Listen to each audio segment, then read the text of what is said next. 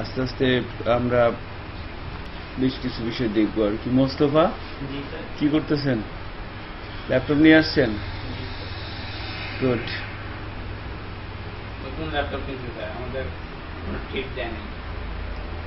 তাহলে তো ল্যাপটপ ঠিক এক বছর পরে। আচ্ছা, তো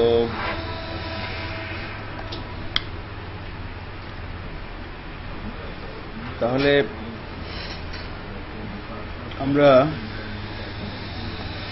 কোথা থেকে শুরু করা যায় বলেন তো?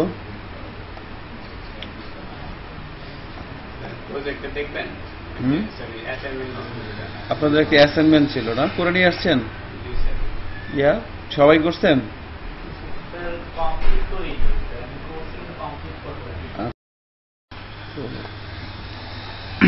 HTML CSS এর উপরে যে প্র্যাকটিস গুলো করছেন 10 আজকে কত নম্বর ক্লাস? 12 নম্বর ক্লাস না? সো টোটাল 10টা 11টা ক্লাস মিলে যে প্র্যাকটিস গুলো করছেন HTML CSS এর উপরে, মানে এর মধ্যে আশা করি আপনাদের একটা বেসিক ধারণা চলে আসছে ওয়েব সম্পর্কে, তাই না? ওয়েবসাইট কিভাবে হচ্ছে, HTML এর কাজ কি, একটা ওয়েবসাইট তৈরি করতে কি কি লাগে বলেন তো? HTML লাগে, CSS লাগে না? জাভাস্ক্রিপ্ট লাগে। HTML এর কাজ কি? স্ট্রাকচার তৈরি করা। HTML এর কাজ কি? কাজ কি? কাজ কি? ধরেন আমি এই যে একটা ওয়েবসাইট যদি এখানে দেখি, এই যে প্রথম আলো, এটা একটা ওয়েবসাইট, হ্যাঁ, এখানে দেখা যাচ্ছে। তো এই ওয়েবসাইটটা তৈরি করতে কি কি লাগছে? HTML, CSS এগুলো কি লাগছে না লাগে না? এগুলো ছাড়া কি হয়েছে?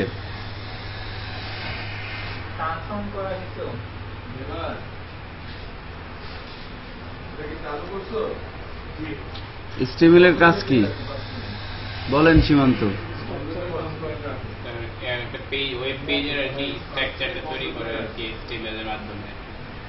তাই না? আরেকটু আছে, আর কন্টেন্ট গুলো তৈরি করে না? কন্টেন্ট গুলো যে এখানে আমি দেখতে পাচ্ছি, আমি যখন কোনো একটা ওয়েব পেজ দেখি, কি দেখি? ওয়েব পেজের স্ট্রাকচার এবং এই স্ট্রাকচারের মধ্যে কিছু কন্টেন্ট, তাই না? এই স্ট্রাকচারটা তৈরি করা হয়েছে HTML দিয়ে, কন্টেন্ট গুলো বসানো হয়েছে HTML দিয়ে। কন্টেন্ট কি কি হতে পারে? ইমেজ হতে পারে, টেক্সট হতে পারে, অডিও হতে পারে, ভিডিও, তাই না? এগুলো হচ্ছে কন্টেন্ট। সো এই কন্টেন্ট এবং স্ট্রাকচারটা আমরা HTML দিয়ে তৈরি করা হয়েছে।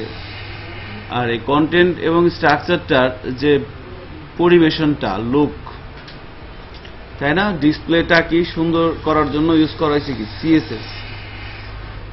আবার একটু ইন্টারঅ্যাক্টিভনেসটা বাড়ানোর জন্য জাভাস্ক্রিপ্ট ইউজ করা হয়েছে।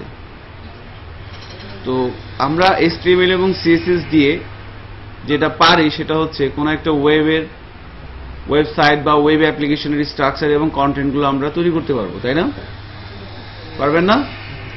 যদি একটা স্ট্রাকচার রেখে দেয়, খাতার মধ্যে রেখে দেয় যে এরকম একটা তৈরি করেন, HTML CSS দিয়ে করা যাবে।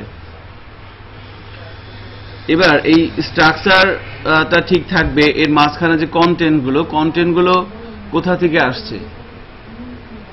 আপনারা যে সাইটগুলো করে নিয়ে আসছেন, এই সাইটের মধ্যে আমি ইমেজ দেখতে পাচ্ছি, সেই সাইটের মধ্যে আমি টেক্সট দেখতে পাচ্ছি। এই ইমেজ এবং টেক্সট এগুলো কোথা থেকে আসছে বলেন তো? হ্যাঁ, HTML এর ট্যাগের মধ্যে থেকে আসছে না, তাই না? HTML এর ট্যাগের মাধ্যমে তো আপনি হেডিং, প্যারাগ্রাফ বা ইমেজটা হয়তো আপনি CSS থেকে নিয়ে আসছেন, বা লোগোটার মধ্যে যে ইমেজটা ইউজ করছেন সেটাও কিন্তু HTML এর ইমেজ ট্যাগ থেকে আসছে। আমি যেটা বলতে চাচ্ছি সেটা হচ্ছে, আপনারা যে সাইটটা তৈরি করে নিয়ে আসছেন, এই সাইটের মধ্যে যে কন্টেন্টগুলো আমি দেখতে পাচ্ছি বা আপনারা দেখতে পাচ্ছেন, এই কন্টেন্টগুলো কোথা থেকে আসছে? HTML এর ট্যাগের মধ্যে থেকে আসছে না? নাকি অন্য ডিপ বা অ্যাঙ্কর ট্যাগ বা হেডিং বা প্যারাগ্রাফ এর মাঝখান থেকেই তো আসছে, নাকি না অন্য কোথা থেকে আসছে? ওখান থেকেই তো আসছে। তাহলে যখন HTML এর ট্যাগের ভিতর থেকে ডিরেক্ট কন্টেন্ট ওয়েব পেজে আমরা দেখতে পাই, তখন সেটাকে বলে স্ট্যাটিক ওয়েবসাইট, আপনারা যেটা করে নিয়ে আসছেন। আর এই কন্টেন্টগুলো আমরা রাখবো কোথায়? ডেটাবেজে। আর আমাদের আলটিমেটলি টার্গেট কি? কন্টেন্টগুলো থাকবে ডেটাবেজে। ডেটাবেজ থেকে কন্টেন্টগুলো তুলে নিয়ে এসে আমরা HTML ট্যাগের মধ্যে শো করাবো। আমার কথা কি বোঝা যাচ্ছে? ইয়া মোস্তফা বলেন তো কি বললাম?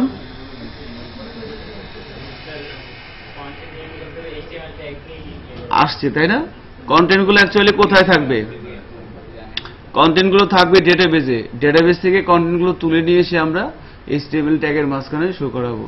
এবং ডেটাবেজে কন্টেন্টগুলো রাখা বা তুলে নিয়ে আসা, এই যে কাজগুলা, এই কাজগুলো করার জন্য আমাদের আরেকটা ল্যাঙ্গুয়েজ লাগবে, তার নাম হচ্ছে PHP। আমরা যে PHPটা প্র্যাকটিস করতেছি বা PHP প্র্যাকটিস করা শুরু করলাম, উদ্দেশ্য কি? উদ্দেশ্য হচ্ছে কন্টেন্ট দিলার বাইরে একটু আটকে দেন।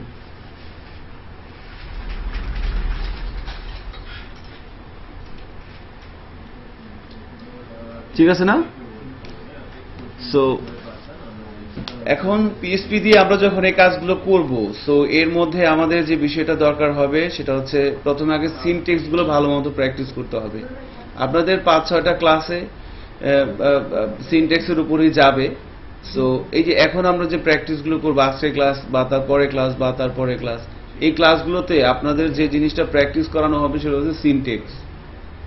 এগুলো খুব বোরিং কাজ, আপনাদের ভালো লাগবে না, বাট এই কাজগুলো যদি আমরা মনোযোগ দিয়ে করি তাহলে পরবর্তীতে আমাদের জন্য সহজ হবে বোঝা। আপনি যদি ABCD ভালো করে পারেন তাহলে আপনাকে যে কোনো ধরনের ইংলিশ বড় বড় প্যারাগ্রাফ দিক আপনি পড়তে পারবেন না। আর আপনি যদি ABCD ভালো করে না পারেন তাহলে কি আপনি পারেন দুই একটা এ পারেন, মানে ABCD কতগুলো আছে বলেন তো? 26টা আছে না, ভুলে গেছিলাম। 26টার মধ্যে ধরেন আপনি 12টা জানেন, বাকিগুলো জানেন না। ঠিক আছে, এখন আপনাকে একটা রচনা পড়তে দেওয়া হলো, একটা ইংলিশ পত্রিকা পড়তে দেওয়া হলো, আপনি পড়তে পারবেন না কেন? আপনি তো 12টা পারেন। 12টা পারলে হবে না, আমাকে 26টা জানা লাগবে, তাহলে না আমি ফ্লুয়েন্টলি প্যারাগ্রাফটা পড়তে পারবো। সো ওগুলো হচ্ছে কি সিনট্যাক্স, ABCD, কার চেহারা কেমন, কার কাজ কি, কাকে কিভাবে উচ্চারণ করতে হয়, কার মানে কি। সো এই বিষয়গুলো যখন আপনার সিনট্যাক্স যখন আপনার ভিতরে জানা থাকবে, তখন কিন্তু আপনি যে যত ধরনের এসে বা ইংলিশ প্যারাগ্রাফ দিক না কেন সেটাকে কি আমরা কি করতে পারবো? আমরা বুঝতে পারবো জিনিসটা পড়ে। তো সিনট্যাক্স গুলো হচ্ছে এরকম, PHP সিনট্যাক্স কিভাবে লিখতে হয়, কি লিখলে কি হয়, ভেরিয়েবল কি, অপারেটর কি, এই বিষয়গুলা একটু বেশি প্র্যাকটিস করতে হবে। কারণ আপনি যখন একবার এই বিষয়গুলো জানবেন তখন আপনি কাজ করতে গিয়ে দেখবেন আপনার ভালো লাগবে। দেখেন এই যে সাইটটা তৈরি করে নিয়ে আসছেন, এই সাইটটা কিন্তু আপনি তৈরি করছেন।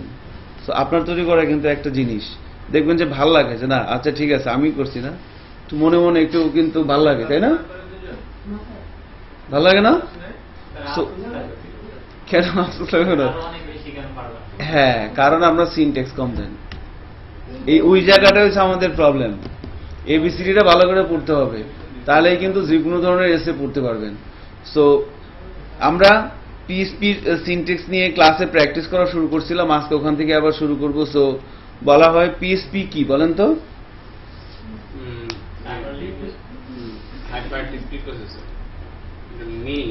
হাইপারটেক্সট প্রিপ্রসেসর, এটা হচ্ছে PHP এর অ্যাব্রিভিয়েশন। PHP জিনিসটা আসলে কি?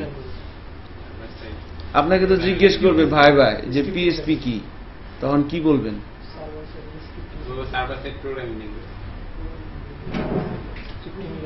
আরো সুন্দর করে বলা যায় এই কথাটা,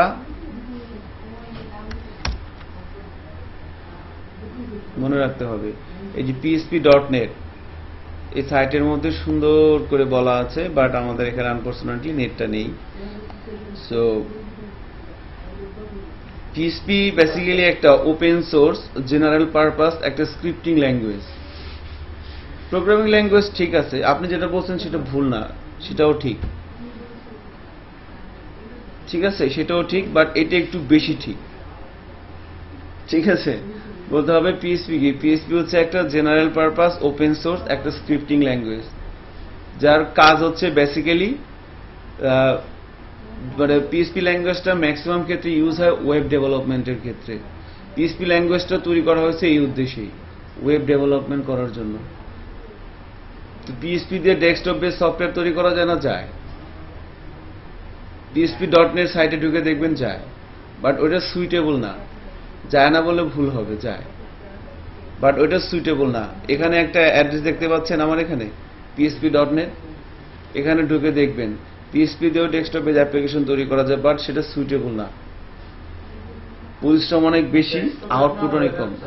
ডেস্কটপ বেস অ্যাপ্লিকেশন তৈরি করা যায় PHP দিয়ে, বাট সেটা ওটার জন্য একটা APK ফাইল আছে PHP, ঠিক আছে? আপনার PHP.NET এইটা ভালো করে পড়লে দেখতে পারেন ওটা সুইটেবল না, ঠিক আছে? ওটা সুইটেবল না। PHPটা মেইনলি সুইট করে, মানে এটা মেইনলি ফোকাস করা হয়েছে ওয়েব ডেভেলপমেন্টের জন্য। তাহলে কি বলা হচ্ছে যে PHP একটা জেনারেল পারপাস ওপেন সোর্স একটা স্ক্রিপ্টিং ল্যাঙ্গুয়েজ, যার যেটার মেইন উদ্দেশ্য হচ্ছে কি ওয়েব ডেভেলপমেন্ট করার জন্য আর কি। সো এই ল্যাঙ্গুয়েজটা বলেন মানে একটা মানে সাধারণ উদ্দেশ্যে আর কি। বলেন। না না না, পাইথন অন্য জিনিস, ঠিক আছে? সো স্ক্রিপ্টিং ল্যাঙ্গুয়েজ বলা হচ্ছে কেন PHP কে? কারণ PHP HTML জাভাস্ক্রিপ্ট এগুলোর সাথে মিলেমিশে কাজ করতে পারে, একসাথে এমবেডেড হয়ে কাজ করতে পারে। HTML আর PHP এমবেডেড হয়ে কাজ করতে পারে একসাথে।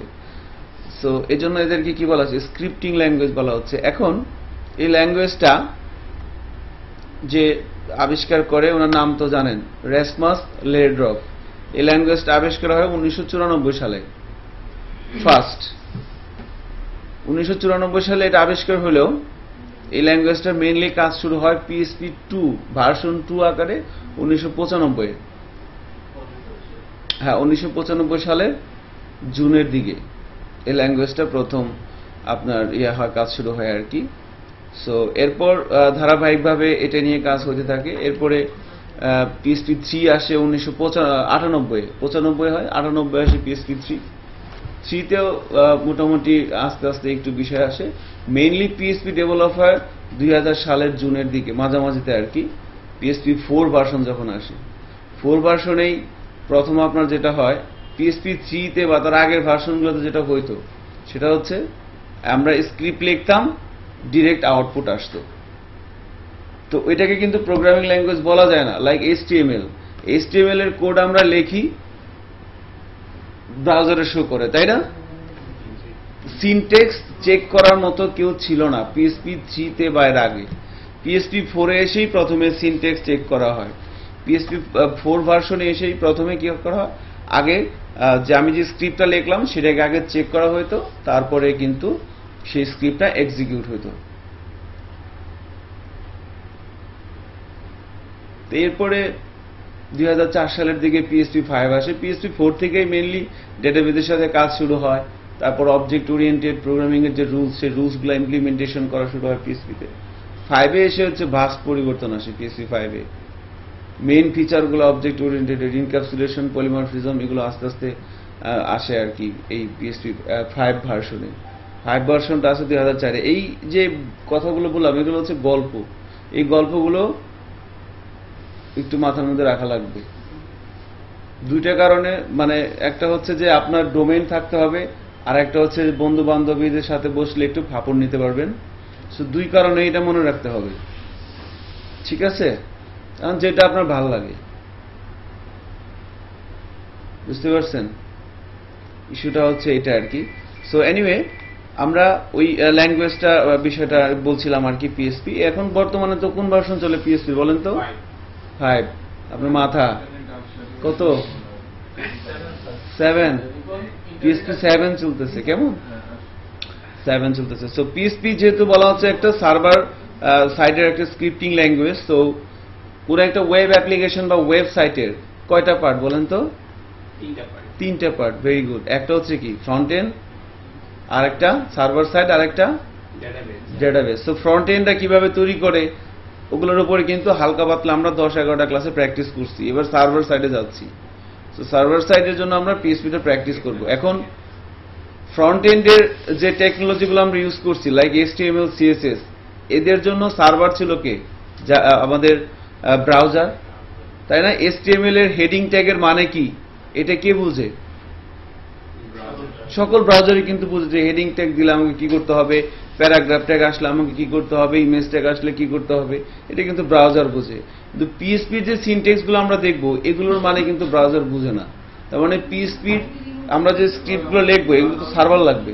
তো পিএইচপি সার্ভারের নাম কি? অ্যাপাচি। আরো অনেকগুলোই আছে, এর মধ্যে সবচেয়ে বেশি বোঝা হচ্ছে অ্যাপাচি। সো অ্যাপাচি সার্ভারটা আমাদের মেশিনে থাকতে হবে যদি আমরা পিএইচপির স্ক্রিপ্ট রান করাতে চাই, তাই না? স্যার একটা ল্যাঙ্গুয়েজ যখন প্রোগ্রামিং ল্যাঙ্গুয়েজ হওয়ার জন্য কি কি জিনিস থাকতে হয়? অনেক কিছুই লাগে, ক্রাইটেরিয়া আছে, ঠিক আছে। অনেকে ধরেন বলতেছে সিএসএস প্রোগ্রামিং ল্যাঙ্গুয়েজ, অনেকে বলতেছে না, আবার মানে আমি নিজেই বুঝি না, ঠিক আছে। হ্যাঁ, এটা আসলে কি, ধরেন আপনার সে ডিসিশন নিতে পারবে, first of all say decision নিতে পারবে, যদি এটা হয় তাহলে এটা হবে, যদি এটা হয় তাহলে এটা হবে। এই ডিসিশনটা যে নিতে পারবে সেই প্রোগ্রামিং ল্যাঙ্গুয়েজটাকে আমরা বলতে পারি। এই ডিসিশনটা কি HTML নিতে পারে? HTML কিন্তু একটা অপদার্থ। সিএসএস নিতে পারে না। CSS পারে। CSS এর আমরা CSS হচ্ছে একটা, হ্যাঁ CSS হচ্ছে একটা, মানে এটা কি বলবো আমি বুঝতেছি না, একটা সাগর বলে ভুল হবে, তার চেয়ে তো বড় কিছু, ঠিক আছে। শুধু CSS এর উপরেই পড়াশোনা করে অনেক কিছু করা যায়। CSS অনেক বড় একটা বিষয়। আমরা এখানে শুধুমাত্র ঠেকা কাজ চালানোর জন্য যেটা দরকার, ঠেকা কাজ বলবো না, মানে আপনার ম্যাচুরিটি নিয়ে আসা হয়েছে। এবার আপনি যত পড়বেন তত শিখবেন। CSS শিখে শেষ করাটা একটু ডিফিকাল্টি। নতুন নতুন ভার্সন আসতেছে, তাই না? এখন CSS 3 চলতেছে, কদিন পর দেখবেন 4 চলে আসছে। অনেক কিছুই করা যায়, CSS দিয়ে প্রোগ্রামিং করা যায়। স্যাস, লেস এরকম কিছু বিষয় আছে CSS এর, যেগুলো ওই বুটস্ট্র্যাপ যখন দেখবেন বা যদি দেখেন ওখানে কিছু ইস্যু আছে এরকম আর কি। হ্যাঁ, সো মেইনলি প্রোগ্রামিং ল্যাঙ্গুয়েজ তখনই আমরা কাউকে বলতে পারি যে যখন সে ডিসিশন নিতে পারবে, ডিসিশন মেক করতে পারবে। যেটা বলছিলাম যে পিএইচপি সার্ভারের কথা, যে ল্যাঙ্গুয়েজটা আমরা স্ক্রিপ্টগুলো লিখবো, সিনট্যাক্সগুলো আমরা স্ক্রিপ্ট লিখে লিখে সিনট্যাক্সগুলো প্র্যাকটিস করব, তো সেগুলো রান করার জন্য আমাদের একটা সার্ভার লাগবে, তাই না? কেন লাগবে? যেমন ধরেন আমি যে এখানে আসলাম, এখানে এসে আমি একটা ফাইল নিলাম, দেখেন আমি বললাম hello.html, ওকে। এই ফাইলটা, একটা ফাইল তৈরি করলাম hello.html নামে। এবার এই ফাইলটাকে আমি এডিট মোডে নিয়ে যাচ্ছি। এখানে এসে ধরেন আমি HTML এর কিছু ল্যাঙ্গুয়েজ লিখলাম,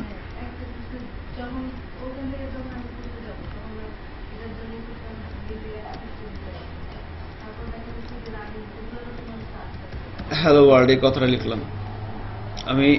এবার এই HTML এর এই কোডটা কন্টেন্ট করতেছে এই ফাইলটা, সেই ফাইলটাকে রান করাই, আউটপুটটা দেখি। ব্রাউজার ওপেন করলাম, দেখেন হ্যালো ওয়ার্ল্ড দেখাচ্ছে না? এটা হচ্ছে HTML এর ফাইল। এখন আমরা একটা PHP ফাইল তৈরি করি। এখানে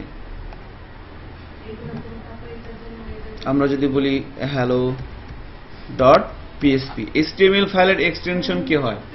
.html, আর PHP ফাইলের কিন্তু .php। এবার এই PHP ফাইলের মধ্যে এসে আমরা PHP এর একটা সিনট্যাক্স লিখি। দেখেন PHP সিনট্যাক্স অনেক ভাবেই লেখা যায়, আমরা প্র্যাকটিস করব একটু পরে, বাট আপাতত এটা আমলে নিয়ে নেন, ঠিক আছে?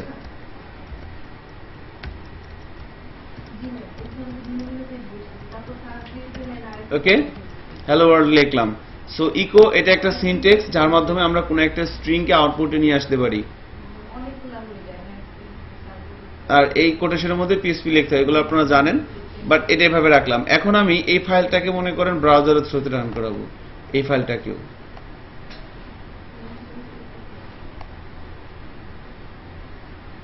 আউটপুট কি আসবে বলেন তো?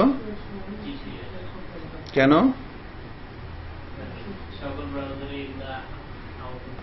এই যে অপেরা সকল ব্রাউজারে দেয় না, কোন কোন ব্রাউজারে দেয়? অ্যাপাচি একটা ব্রাউজার, PHP ব্রাউজার না, PHP server. Good question most. হ্যাঁ, এই কোলাবোরেশন করলে দেখ, এই ফাইলটাকে আমি ব্রাউজারে রান করাচ্ছি, দেখেন রান হয় কিনা। রান কিন্তু হবে, আউটপুটও আসবে। এই যে রান হয়েছে না, আউটপুট আসছে না, কি আসছে বলেন তো?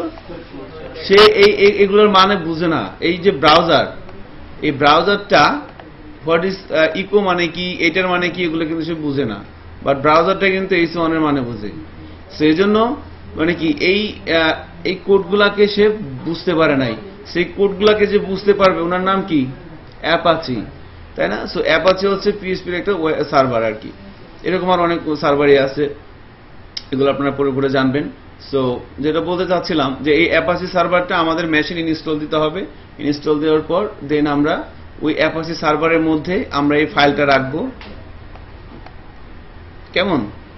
যে ফাইলটা আমরা আউটপুটে নিয়ে আসতে যাচ্ছি, এই যে ফাইলটা, পিএইচপির ফাইলগুলো রাখতে হয় অ্যাপাচি সার্ভারের মধ্যে, এবং অ্যাপাচি সার্ভারের মধ্যে রাখার পর সেই ফাইলগুলোকে আমরা ব্রাউজারের থ্রুতে রান করব। কেমন? সো তাহলে আমরা অ্যাপাচি সার্ভারটা কিভাবে ইনস্টল দেব আমাদের মেশিনে? অ্যাপাচি সার্ভারটা মেশিনে ইনস্টল আমরা দুইভাবে দিতে পারি। আপনারা ডিরেক্ট অ্যাপাচি নামাবেন, ডাউনলোড করা যায় php.net এই সাইট থেকে। অ্যাপাচি ডাউনলোড করে কনফিগারেশন করে কাজ করতে পারবেন আপনার কমান্ড প্রম্পটে, ডস মোডে।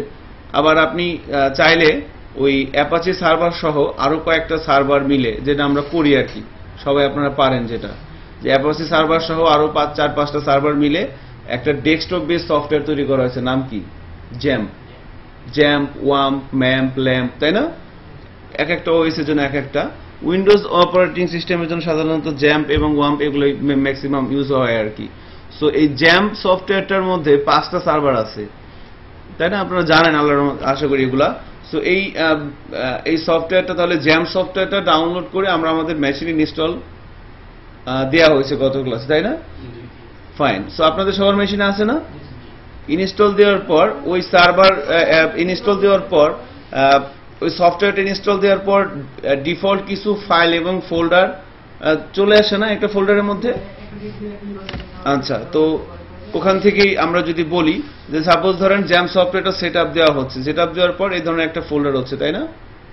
জ্যাম্প নামের একটা ফোল্ডার আছে।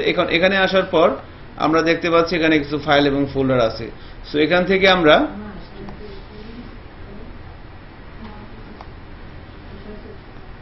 থেকে আমরা আমাদের চাইলে এই ফাইল এবং ফোল্ডারের সাহায্যে আমরা আমাদের এই মেশিনটাকে একটা লোকাল সার্ভারে তৈরি করতে পারি, লোকাল সার্ভার। সো আমি যদি আমার এই মেশিনটাকে একটা লোকাল সার্ভারে তৈরি করতে চাই, তাহলে আমাকে সার্ভারটা রান করতে হবে না? সো সার্ভারটা রান করার জন্য আমার কি করতে হয়? যে জ্যাম্প কন্ট্রোল, এই সার্ভারের যে কন্ট্রোল প্যানেল থাকে সেই কন্ট্রোল প্যানেল আগে আমাকে ঢুকতে হবে। সো কন্ট্রোল প্যানেলে ঢুকছি, এটা হচ্ছে সার্ভারের কন্ট্রোল প্যানেল, তাই না? সো এখানে দেখতে পাচ্ছি এই বাম পাশে দেখেন সার্ভিস বলা আছে, কি কি? Apache, MySQL, FileZilla, Mercury, Tomcat. এই 5টা সার্ভারের এখানে আছে আর কি। আমরা এদের সাপোর্ট নিয়ে কাজ করতে পারবো চাইলে। সো আমরা যেহেতু পিএইচপির স্ক্রিপ্ট নিয়ে প্র্যাকটিস করব, সো তার জন্য আমার কোনটা লাগবে আমরা জানি, তাই না? অ্যাপাচি। সো অ্যাপাচি সার্ভিসটাকে আমরা স্টার্ট করে নিলাম।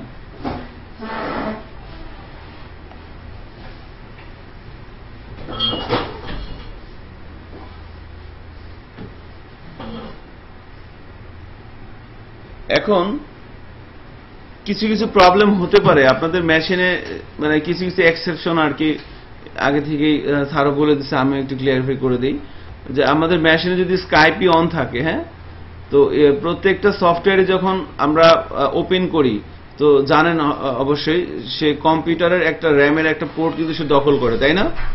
একটা সফটওয়্যার যখন সেট আপ দেওয়া হয়, সফটওয়্যারটা সেট আপ হয়ে থাকে কোথায়? কোন একটা পার্টিকুলার লোকেশনে। বাই ডিফল্ট আমরা তো সব সি ড্রাইভে দিই, তাই না? যখন কোনো সফটওয়্যার সেট আপ দেন সেটা কোথায় থাকে? সি ড্রাইভের মধ্যে, প্রোগ্রাম ফাইলের মধ্যে থাকে না? ওখানে তো হার্ড ডিস্কের মধ্যে সেভ হয়ে থাকে। বাট আমি যখন সেই সফটওয়্যারে কোনো কাজ করব, তখন সফটওয়্যারটাকে রান করতে হয়। সো রান করলে কিন্তু ওখান থেকে একটা ইএক্সি ফাইল ওপেন হওয়ার পর ওখানে কিছু ইনস্ট্রাকশন থাকে, ওই ইনস্ট্রাকশনগুলো কিছু জায়গা দরকার হয়, জায়গাগুলো র্যামের একটা পোর্টে বসে যায়। সো এই স্কাইপি বাই ডিফল্ট 80 এই পোর্টে বসে যায় র্যামের। সেম ভাবে এই জ্যামটাও কিন্তু ওই একই পোর্টে, দুজনে একই পোর্টে বাই ডিফল্ট নিয়ে নেয়। সো আপনার মেশিনে যদি স্কাইপি অন থাকে তাহলে কিন্তু বাই ডিফল্ট এই 80 পোর্টে এই আসবে না, তখন দেখবেন অ্যাপাচি ওপেন হবে না, তাই না? জানা আছে এগুলো আমাদের। সো তখন কি করব আমরা পোর্ট চেঞ্জ করেও কাজগুলো করতে পারবো। এটাও হয়তো জানেন কিভাবে পোর্ট চেঞ্জ করতে হয়, তাই না? হ্যাঁ, এটাও আমরা জানতে পারবো। সো দেখেন এখানে 80 পোর্টে রান হচ্ছে, তাই না? সো আমি যদি এখন এখান থেকে পোর্ট চেঞ্জ করতে চাই, তো এই অ্যাপাচি সার্ভারের কনফিগারেশন এর জন্য কিছু ইম্পর্টেন্ট ফাইল থাকে। সেটা হচ্ছে দেখেন এই সার্ভারের মধ্যে এই যে অ্যাপাচি নামে একটা ফোল্ডার আছে না, এর মধ্যে যাব আমরা। এর মধ্যে conf নামে একটা ফোল্ডার, এর মধ্যে http.conf একটা ফোল্ডার পাইছেন না? এখান থেকে আমরা যদি এটাকে একটু দেখেন, হ্যাঁ, এটাকে যদি আমরা এই যে এডিট করি কোনো একটা এডিটরে, নোটপ্যাডে এডিট করি, এখানে দেখেন বেশ কিছু অপশন আছে। সো এই জায়গাটা থেকে আমরা চাইলে পোর্টটা চেঞ্জ করতে পারবো। এখানে দেখেন একটু নিচের দিকে যদি আমরা আসি, এই যে 58 নাম্বার লাইনে লিসেন কত দেওয়া আছে, 80 না? 80। এখন আমি যদি এখানে 8081 দিয়ে দিই,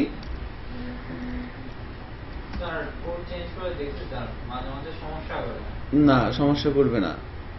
ঠিক আছে, এখান থেকে পোর্ট চেঞ্জ করবেন। তবে পোর্ট যদি চেঞ্জ করেন তখন কিন্তু আর অ্যাপাচি রুটে অ্যাক্সেস করার জন্য কি লিখতে হয়, লোকাল হোস্ট, তাই না? তখন লোকাল হোস্ট লিখলে আর হবে না, লোকাল হোস্টের পরে কোলন দিয়ে পোর্ট, নতুন পোর্টটাও লিখে দিতে হবে। সো আমরা এখানে 80 পোর্টই রাখলাম, কেমন? সো এখান থেকে পোর্ট চেঞ্জ করা, যেগুলো দেখবেন আস্তে আস্তে, একদিনে সব হবে না। বা আপনি এক জায়গাতেই আছে, এক জায়গা চেঞ্জ করলেই হবে না, এখানে করলেই হবে, এখানে করেন হয়ে যাবে ইনশাল্লাহ। সো আমরা এখান থেকে এটা করলাম। হ্যাঁ, এখন তার মানে এই যখন আপনি অ্যাপাচি সার্ভিসটাকে স্টার্ট করতে যাবেন তখন কিছু প্রবলেম হতে পারে, সেগুলো নিয়ে কথা বলে যাচ্ছিলাম আর কি। সো কিভাবে পোর্ট চেঞ্জ করতে হবে বিষয়টা আপনারা দেখলেন। এখন যেটা করতে হবে সেটা হচ্ছে যে আমাদের রান হয়ে গেল। এখন আমরা অ্যাপাচি সার্ভিসটাকে রান করলাম। সো অ্যাপাচি সার্ভার, এখানে যে ফোল্ডারগুলো আছে এর মধ্যে আমরা জানি htdocs, এটা কি অ্যাপাচি রুট ফোল্ডার, তাই না? এই ফোল্ডারটাকে বলা হয় অ্যাপাচি রুট ফোল্ডার। সো এই অ্যাপাচি রুট ফোল্ডারের মধ্যেই আমরা পিএইচপি ফাইল রেখে রেখে কাজ করব, তাই না? এখন এই অ্যাপাচি রুট ফোল্ডারে অ্যাক্সেস যদি আমি করতে চাই, ব্রাউজারে কি লিখতে হয়, লোকাল হোস্ট। আমি যখন লোকাল হোস্ট লিখে ইন্টার দিব তখন কিন্তু আমি অ্যাপাচি রুটে চলে আসবো, তাই না? সো যখন প্রথম অবস্থায় জ্যাম্প ইনস্টল হওয়ার পর যখন প্রথম অবস্থায় আমরা এই অ্যাপাচি সার্ভিসটা অন করে আমরা এই লোকাল হোস্ট লিখি, এরকম কি আসবে, তাই না? এরকম কিন্তু আসবে যে ইন্ডেক্স ফাইলগুলো রিনেম করতে হয়, তাই না? মাসুদ জানা আছে এগুলা? গুড। সো এটা বলা হচ্ছিল আর কি। তাহলে লোকাল হোস্ট লিখলে আমরা অ্যাক্সেস করতে পারবো। সো এখন যেটা করতে যাচ্ছি সেটা হচ্ছে আমরা এই অ্যাপাচি রুটের মধ্যে এসে আমরা একটা ফোল্ডার তৈরি করে নিই সবাই। আজকে ডে কত? 12। সো আমি ডে 12 নামে একটা ফোল্ডার তৈরি করে নিলাম অ্যাপাচি রুটের মধ্যে এসে। ফার্স্টে অ্যাপাচি সার্ভিসটা রান করলাম, তারপর একটা ফোল্ডার তৈরি করলাম।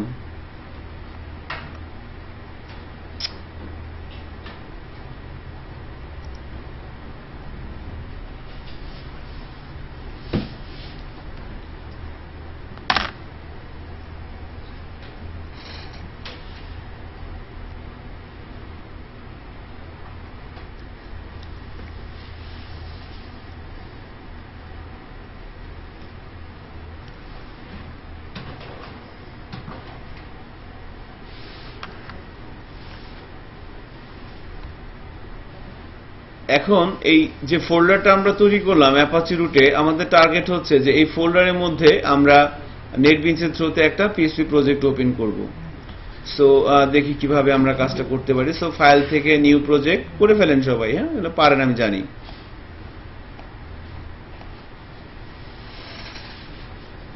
ব্রাউজ করে পাথটা দেখিয়ে দিচ্ছি।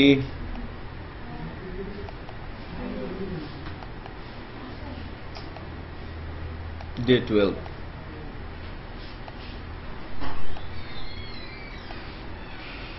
প্রজেক্টের লোকেশনটা বলে দেওয়ার পর প্রজেক্টের একটা নেম দিতে হবে। আমি প্রজেক্টের নেমটাও ডে 12 দিয়ে দিলাম। And finally finish.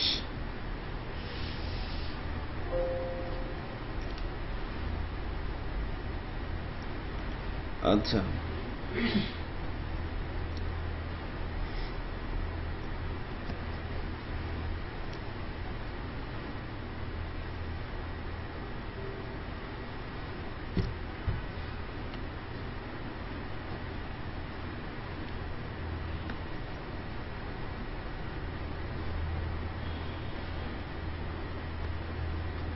এবার আমরা যখন htdocs এর মধ্যে যে ফোল্ডারটা তৈরি করলাম সেই ফোল্ডারের থ্রুতে সেই ফোল্ডারের মধ্যে আমরা নেটবিনস এর থ্রুতে একটা পিএইচপি প্রজেক্ট ওপেন করলাম। নেটবিনস এই ধরনের একটা চেঞ্জ চলে আসছে। এখানে দেখতে পাচ্ছি বাম পাশে ডে 12 নামের একটা চলে আসছে। এর মধ্যে সোর্স ফাইল এবং ইনক্লুড পাথ নামে দুটো ফোল্ডার দেখতে পাচ্ছি। আবার আমরা যদি ফোল্ডারের থ্রুতে যাই এখানে দেখতে পাই ডে 12 এর মধ্যে এনবি প্রজেক্ট নামের একটা ফাইল আছে, তাই না? এগুলো জানেন আপনারা। সো এখন আমরা কি করব, আমরা একটা পিএইচপি ফাইল নিব। সো কোথায় যেন নিতে হয়, ইনক্লুড পাথ না source file? Source file. So source ফাইলটা সিলেক্ট করে আমরা একটা পিএইচপি ফাইল নিয়ে নিচ্ছি। তো পিএইচপি ফাইল আমরা এর নাম দিতে চাই syntax.php।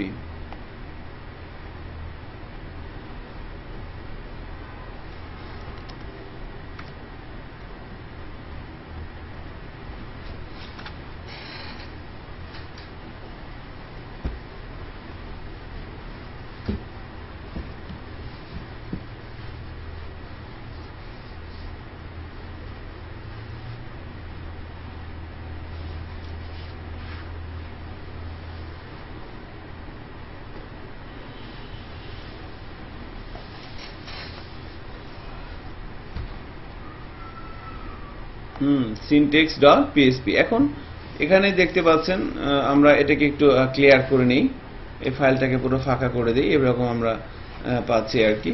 এবার এই ফাইলটাকে আমরা ব্রাউজারের থ্রুতে রান করাতে চাই, তাহলে আমরা এখানে এসে localhost লিখে দিলাম day 12 syntax.php। সো এটা আমাদের আউটপুট এবং এখানে আমরা কোড লিখব। একটা পিএইচপি ফাইলের এখানে রেডি আছে এবং সেই ফাইলটার আউটপুট এখানে আছে। তো সবাই করে ফেলেন।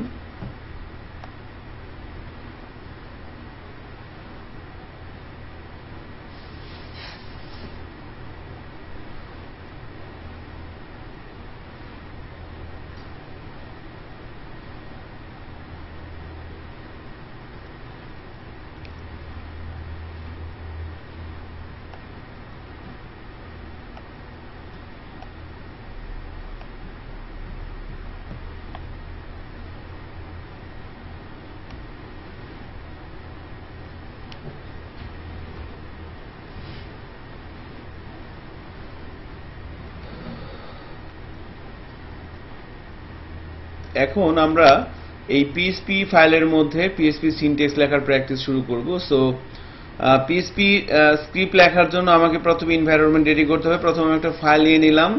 পিএইচপি ফাইলের যে কোডগুলো সেই কোডগুলো .php এক্সটেনশনের ফাইলে থাকবে এবং এই ফাইলের মধ্যে এসে আমরা যদি পিএইচপি এর স্ক্রিপ্ট লিখতে চাই তাহলে একটা basic environment less than sign what sign PHP দিয়ে শুরু করতে হয় এবং what sign greater than sign. So আমরা যদি HTML এর ট্যাগের সাথে কম্পেয়ার করি সেক্ষেত্রে আমরা বলতে পারি এটা ওপেনিং এবং এটা ক্লোজিং। এর মাঝখানে যে এনভায়রনমেন্ট এটা হচ্ছে পিএইচপি স্ক্রিপ্ট লেখার এনভায়রনমেন্ট। কোন একটা .php ফাইলের মধ্যে যদি শুধুমাত্র PHP এর কোড থাকে তাহলে সেই ক্ষেত্রে এই ক্লোজিং এটা না দিলেও হয়, শুধু এটা থাকলেও হবে। এর মাঝখানে আমরা PHP এর কোড লিখতে পারবো। যদি এই ফাইলে শুধুমাত্র PHP এর কোড থাকে তাহলে ওই ক্লোজিং যে সাইনটা ওটা না দিলেও কিন্তু কাজ করে। এখন এখানে একটা জিনিস খেয়াল করেন, আমরা যদি এভাবে, এটা কি ডাবল কোটেশন, তাই না? সো ডাবল কোটেশন অথবা সিঙ্গেল কোটেশন এটাকে কি বলে বলেন তো? স্ট্রিং সাইন, তাই না? প্রোগ্রামিং এর ভাষায় এগুলোকে বলা হচ্ছে কি string sign. So single quotation অথবা ডাবল কোটেশন এদেরকে বলা হচ্ছে স্ট্রিং সাইন। এর মাঝখানে আপনি যা লিখবেন সেটা কি হয়ে যাবে? স্ট্রিং হয়ে যাবে। আর কোন একটা স্ট্রিংকে আউটপুটে নিয়ে আসার জন্য পিএইচপি তে সিনট্যাক্স আছে দুইটা, একটা হচ্ছে ইকো আর একটা হচ্ছে প্রিন্ট। সো আমি যদি এখানে বলি ইকো তাহলে এটা আউটপুটে চলে আসবে। আর এটাকে বলা হচ্ছে প্রোগ্রামিং এর ভাষায় একটা স্টেটমেন্ট। আর কোন একটা স্টেটমেন্টকে কমপ্লিট করার জন্য কি দিতে হয়? সেমিকোলন। ছোটবেলা রচনা লিখছেন না যে আমাদের গ্রাম বা আমাদের গরু, হ্যাঁ হ্যাঁ দাঁড়ে দিতে হয়, মনে আছে? দাঁড়ি ফুল স্টপ, ওগুলো না দিলে কি হবে? হবে, ভুল হবে, তাই না? সেখানে না দিলেও কিন্তু হবে। আপনি বললেন দিব না, সমস্যা নাই, বাট কি হবে না? ভুল হবে, কাজ করবে না। সো এটা হচ্ছে বিষয় আর কি। একটা সেন্টেন্স আমি ক্লোজ করলাম। তো এবার আমরা যদি ব্রাউজারে যাই, রিলোড দেই, দেখেন এখানে কিন্তু একটা হিজিবিজি দেখা যাচ্ছে কিছু একটা, তাই না? সো আমরা একটা মিনিংফুল কিছু একটা লিখি, হ্যালো পিএসপি, চলে আসছে কিন্তু, তাই না? সো সেম কাজটা আমরা ইকো ইউজ না করে আমরা যদি এখানে প্রিন্ট লিখি, তাও একই কাজ হবে। কিছু পার্থক্য আছে দুজনের মধ্যে, আস্তে আস্তে বোঝা যাবে। বাট আপনাকে যদি কেউ বলে যে কোনো একটা স্ট্রিংকে আমি কিভাবে আউটপুটে নিয়ে আসার জন্য কি কি সিনট্যাক্স আছে পিএসপিতে, কি বলবেন? ইকো এবং প্রিন্ট দুইটা, এবং কিভাবে লিখতে হয় সেটাও কিন্তু আপনারা এখান থেকে দেখে গেলেন। সো এভাবে আমরা লিখতে পারি। আর এখানে আর একটা বিষয় ইম্পর্টেন্ট বলে আপনারা জেনে নিতে পারেন এখান থেকে, সেটা হচ্ছে যে আমরা এভাবে ছাড়াও আর একটা ভাবে পিএসপি স্ক্রিপ্ট লেখা যায়। আমরা যদি এভাবে HTML এর স্ক্রিপ্ট ট্যাগ আছে না, স্ক্রিপ্ট ট্যাগের মধ্যেও কিন্তু আমরা চাইলে লিখতে পারি পিএসপি। স্ক্রিপ্টের মাঝখানে এখানে লিখতে হবে ল্যাঙ্গুয়েজের মধ্যে লিখবেন পিএসপি স্ক্রিপ্ট ট্যাগ, ক্লোজ করে দিলাম। এর মাঝখানে যে এনভায়রনমেন্ট, এখানেও পিএসপির কোড আমরা চাইলে লিখতে পারবো। এখানে যদি বলি ইকো হ্যালো পিএসপি, ব্রাউজারে যাচ্ছি, রিলোড দিচ্ছি, কাজ হচ্ছে, তাই না? সো আমরা তাহলে ওই less than sign, what sign PHP, what sign, greater than sign, এর মাঝখানে যেমন পিএসপি এনভায়রনমেন্ট, সেম ভাবে HTML এর স্ক্রিপ্ট ট্যাগের মাঝখানে ল্যাঙ্গুয়েজ অ্যাট্রিবিউটটা ইউজ করে আপনি যদি পিএসপি বলে দেন, এর মাঝখানে এনভায়রনমেন্টও পিএসপির এনভায়রনমেন্ট, এখানে আমরা পিএসপির কোড লিখতে পারবো। বাট এটা পপুলার না। আপনি জেনে রাখলেন, তালহা ট্রেনিং থেকে আপনি জেনে গেলেন, বাট এটা পপুলার না। হ্যাঁ, সো এখান থেকে এটাই পপুলার আর কি। এনিওয়ে, সো আমরা এভাবে লিখতে যাচ্ছিলাম। এখন আমরা কি বলতেছিলাম যে পিএসপি একটা স্ক্রিপ্টিং ল্যাঙ্গুয়েজ, তাই না? স্ক্রিপ্টিং কেন বলা হচ্ছিল? HTML এর সাথে কিভাবে কাজ করতে পারে? একসাথে কাজ করতে পারে। সো এখানে বলা হচ্ছিল হ্যালো পিএসপি, ব্রাউজারে আমরা এভাবে আউটপুট দেখতে পাচ্ছিলাম। এখন যদি ধরেন আমরা এর সাথে HTML ইউজ করতে চাই, ধরেন এখানে আমি H1 দিয়ে শুরু করলাম, এখানে আমি H1 দিয়ে শেষ করে গেলাম। কি করা হচ্ছে? এই পিএসপির মধ্যে আমি কি নিয়ে আসলাম? HTML নিয়ে আসলাম না? এবার যদি ব্রাউজারে যাই, দেখেন পেয়ে গেছে না? পেয়ে গেছে কিন্তু। সো আমি যদি এই H1টা এখানে না লিখে বাইরে দিই, তাহলে কাজ করে কিনা একটু দেখি তো। কাজ করে, তাই না? বোঝাই যাচ্ছে এখানে একটা এরর চলে আসছে, তাই না? দেখি তো কি দেখাচ্ছে? Syntax error, unexpected. তাহলে এখান থেকে কি ডিসিশন নেওয়া যায় বলেন তো? যদি আমি পিএসপির মধ্যে HTML ট্যাগ ইউজ করতে চাই, কোথায় ইউজ করতে হবে? স্ট্রিং সাইনের মধ্যে ইউজ করতে হবে, তাই না? হ্যাঁ। এখন পিএসপির মধ্যেও HTML লেখা যায়, আবার HTML এর মধ্যেও আমরা চাইলে পিএসপি লিখতে পারি। আপনাকে দুইটা প্র্যাকটিসই করা লাগবে। কি বললাম? যে আমরা পিএসপির মধ্যেও HTML লিখতে পারবো, আবার HTML এর মধ্যেও পিএসপি লিখতে পারবো। এবং দুইটা প্র্যাকটিসই করা লাগবে। আপনার সিমুলটেনিয়াসলি দুইটাই কাজে লাগবে।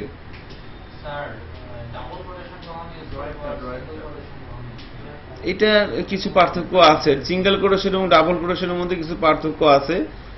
পার্থক্য হচ্ছে সিঙ্গেল কোটেশন ভেরিয়েবল চিনতে পারে না, ডাবল কোটেশন ভেরিয়েবল চিনতে পারে। আবার ডাবল কোটেশনের মাঝখানে আমি সিঙ্গেল কোটেশন দিতে পারবো না। মানে হ্যাঁ হ্যাঁ, ঠিক আছে, এগুলো বলবো আস্তে আস্তে আমরা। হ্যাঁ, সো ভেরিয়েবলের আলোচনার সময় এটা একটু দেখবেন। সো এনিওয়ে, যেটা বলতেছিলাম যে HTML এর মধ্যে পিএসপি লেখা যায়, পিএসপির মধ্যে HTML লেখা যায়। সো আমরা প্রথমে যে প্র্যাকটিসটা করব, যেহেতু এখানে আমরা একটা পিএসপি ফাইল নিয়ে কাজ করতেছি। হ্যাঁ, সো এখানে আমরা দেখব যে কিভাবে পিএসপির মধ্যে HTML নিয়ে কাজ করতে পারি। এই ফাইলটা, এটা কি টাইটেল বার না? এখানে হিজিবিজি কিছু একটা আসছে, এখানে কিছু একটা আছে, তাই না? তো আমরা খুব সুন্দর একটা HTML এর ফরম্যাটে কাজটা করব। দেখেন পিএসপির মধ্যে কোনটা সহজ বলেন তো? পিএসপির মধ্যে HTML লেখা না HTML এর মধ্যে পিএসপি লেখা?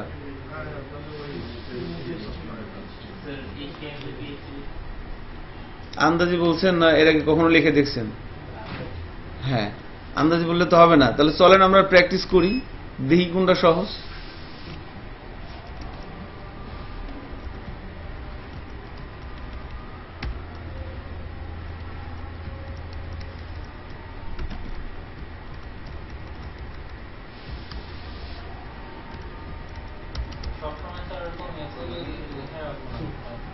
হ্যাঁ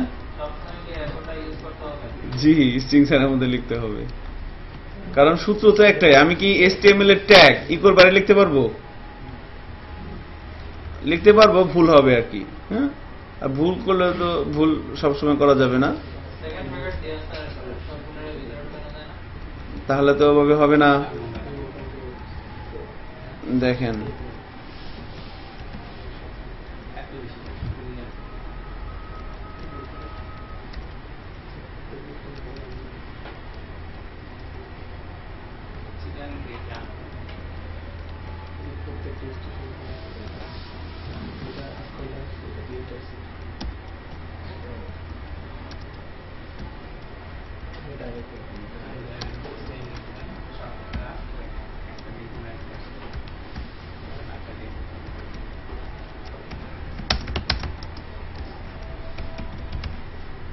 হেডিং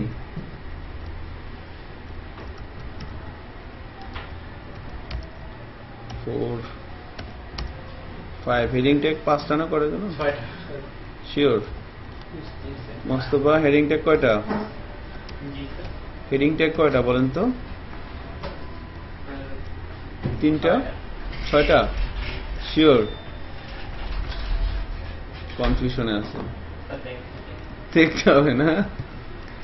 আচ্ছা দেখেন, এই আমি পিএসপির মধ্যে এভাবে লিখলাম। হ্যাঁ, এখন যদি ব্রাউজারে যাই, আমি টাইটেলে একটা চেঞ্জ পাবো না, কারণ আমি কিন্তু টাইটেলের মধ্যে বলে দিছি। হ্যাঁ, এটা কিন্তু এখানে চলে যাবে, দেখেন কি চেঞ্জ আসে, তাই না? সো হোম চলে আসছে এবং এখানে কিভাবে আসছে। সেভাবে আমি পিএসপির মধ্যে HTML লিখে লিখে কাজ করতে পারি। এটা হচ্ছে পিএসপির মধ্যে কিভাবে HTML লিখতে হয়। ওকে, এবার আমরা দেখব কিভাবে HTML এর মধ্যে পিএসপি লিখতে হয়। এখন দেখেন কিছু আছে, আবার আগের মতো ফ্রেশ না। এখন দেখেন HTML এর মধ্যে পিএসপি আমরা একটু প্র্যাকটিস করি কিভাবে লিখতে হয়।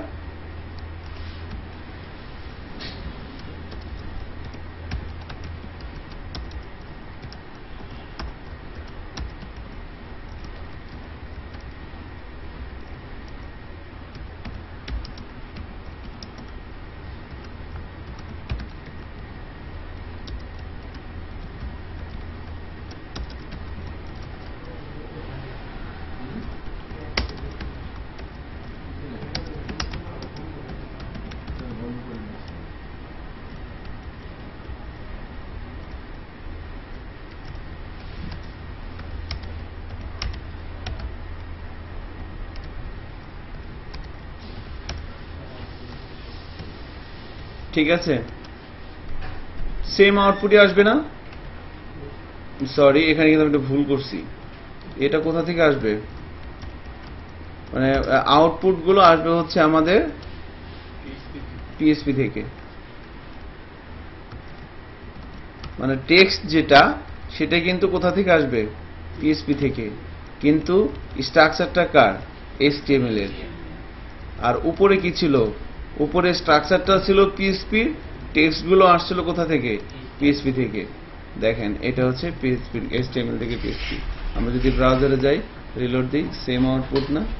এখন বলেন তো কোনটায় ভুল হওয়ার সম্ভাবনা কম এবং সহজ লেখা? উপরেরটা না নিচেরটা? দেখেন এবার কিন্তু আপনি কনফিডেন্স কিন্তু 100তে 100, তাই না? কারণ বুঝতেছেন একটা সেমিকোলন ছুটে গেলে কি হবে? বিশাল গন্ডগোল লেগে যাবে। বাট আপনাকে দুইটাই, এটাও লাগবে, এটাও লাগবে। দেখবেন কাজ করতে করতে এই কোর্সের মধ্যে দেখবেন এটা আপনার লাগতেছে। সো দুটাই আমাদের প্র্যাকটিস করতে হবে। হ্যাঁ, আমি HTML PHP এর মধ্যেও HTML ট্যাগ লিখে যে আউটপুট নিয়ে আসতে পারতেছি, সেম আউটপুট আমি চাইলে HTML এর মধ্যেও PHP লিখে নিয়ে আসতে পারতেছি, বাট এটা একটু সহজ, ভুল হওয়ার সম্ভাবনা কম, তাই না? HTML এর মধ্যে PHP লেখাটাই কি একটু সহজ আর কি, তাই না? সো এটা ছিল বেসিক্যালি আমাদের যে প্র্যাকটিসটা করলাম দেখুন PHP সিনট্যাক্সের উপরে, যে বিষয়টা কিভাবে লিখতে হয়, কি লিখলে কি হচ্ছিল, এনভায়রনমেন্ট বিষয়গুলো আমরা নিয়ে প্র্যাকটিস করলাম আর কি। সো আপনারা 5 মিনিট একটু টাইপ করেন, তারপরে আমি ভেরিয়েবল নিয়ে কথা বলবো।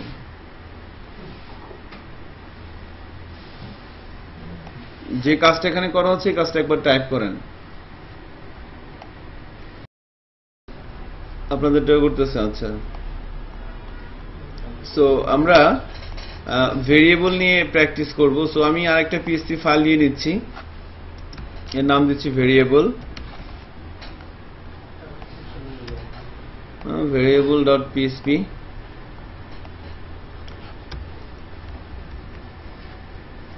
PHP এর স্ক্রিপ্ট কিভাবে লিখবো, কোথায় লিখবো, এনভায়রনমেন্টের ইস্যুগুলো নিয়ে কিন্তু আমরা এতক্ষণ প্র্যাকটিস করলাম। এখন আমরা সেকেন্ড যে বিষয়টা নিয়ে প্র্যাকটিস করবো সেটা হচ্ছে ভেরিয়েবল। অত্যন্ত ইম্পর্টেন্ট একটা টপিক, হ্যাঁ, ভেরিয়েবল। সো অনেক সহজ, যার ভ্যালু অনেক বেশি, আস্তে আস্তে বুঝতে পারবেন, আন্ডারস্ট্যান্ডিং লেভেল আস্তে আস্তে অনেক বাড়বে। সো ভেরিয়েবল কি, তাই না? আমরা কিন্তু জানি পাত্র, কন্টেইনার, তাই না, যার মধ্যে কোনো কিছু রেখে রেখে আমরা কাজ করি আর কি। সো ঠিক আছে, আমরা কিন্তু আরেকটু স্মার্ট ডেফিনেশন দিতে পারি, যে যদি বলা হয় এভাবে যে ভেরিয়েবল হচ্ছে মেমোরি লোকেশনের নাম, তাহলে এটা কেমন হয়? ভেরিয়েবল হচ্ছে একটা মেমোরি লোকেশনের নাম। কিভাবে দেখেন, ভেরিয়েবলের কাজ কি, এর মধ্যে কোনো কিছু রাখতে হয়, তাই না? ভ্যালু রাখতে হয়, রাইট, কিছু কিছু রাখতে হয়।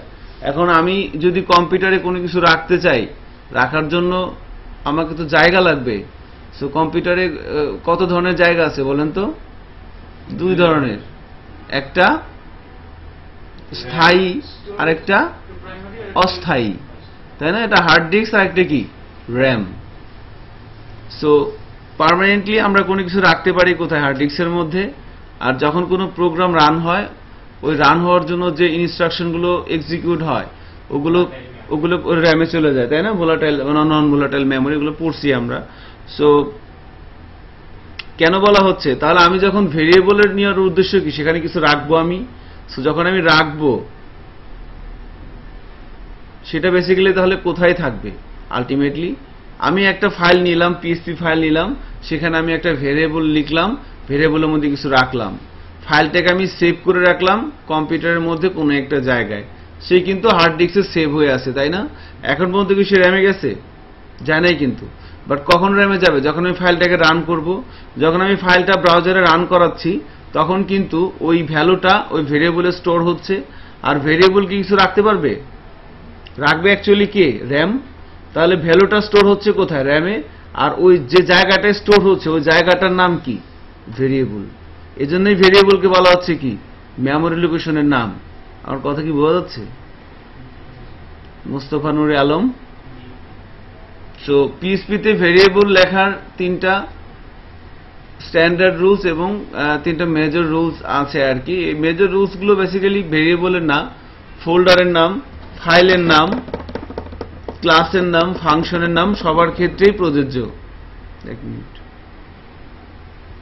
হ্যাঁ মা। তাহলে ভেরিয়েবল লেখার 3টা মেজর রুলস এবং 3টা স্ট্যান্ডার্ড রুলস বলতে চাচ্ছিলাম। ভেরিয়েবলের নামে শুরুতে কি করতে হবে? $সাইন দিতে হবে, তাই না? First rules. সো আমরা যদি এভাবে বলি,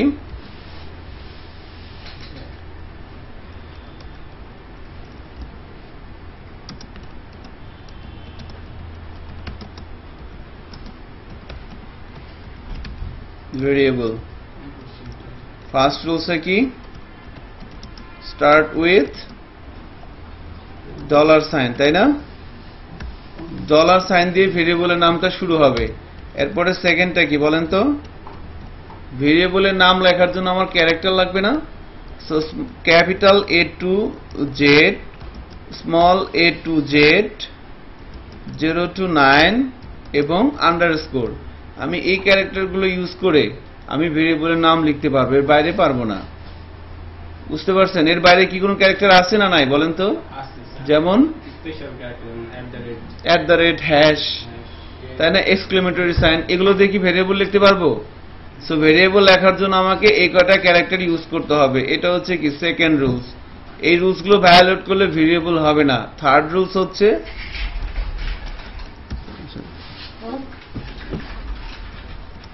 নো নাম্বার ইন স্টার্ট। শুরুতে কি হওয়া যাবে না, কোনো নাম্বার হওয়া যাবে না। এই তিনটাকে বলা হচ্ছে কি মেজর রুলস। সো শুরু করতে হবে $সাইন দিয়ে, করলাম। এবার বড় হাতের এ থেকে জেড পর্যন্ত আমি লিখলাম নেম, তাই না, নেম লিখলাম। সো এটা কি একটা ভেরিয়েবল, এটা একটা ভেরিয়েবল। আবার ছোট হাতের এ থেকে জেড লেখা যাবে। আমি যদি বলি $সাইন নেম, এটাও কি আর একটা ভেরিয়েবল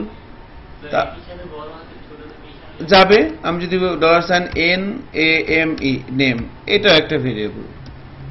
এখন মনে করেন আবার এখানে তো 0 to 9 ও আছে, 0 থেকে 9 পর্যন্ত ইউজ করা যাবে।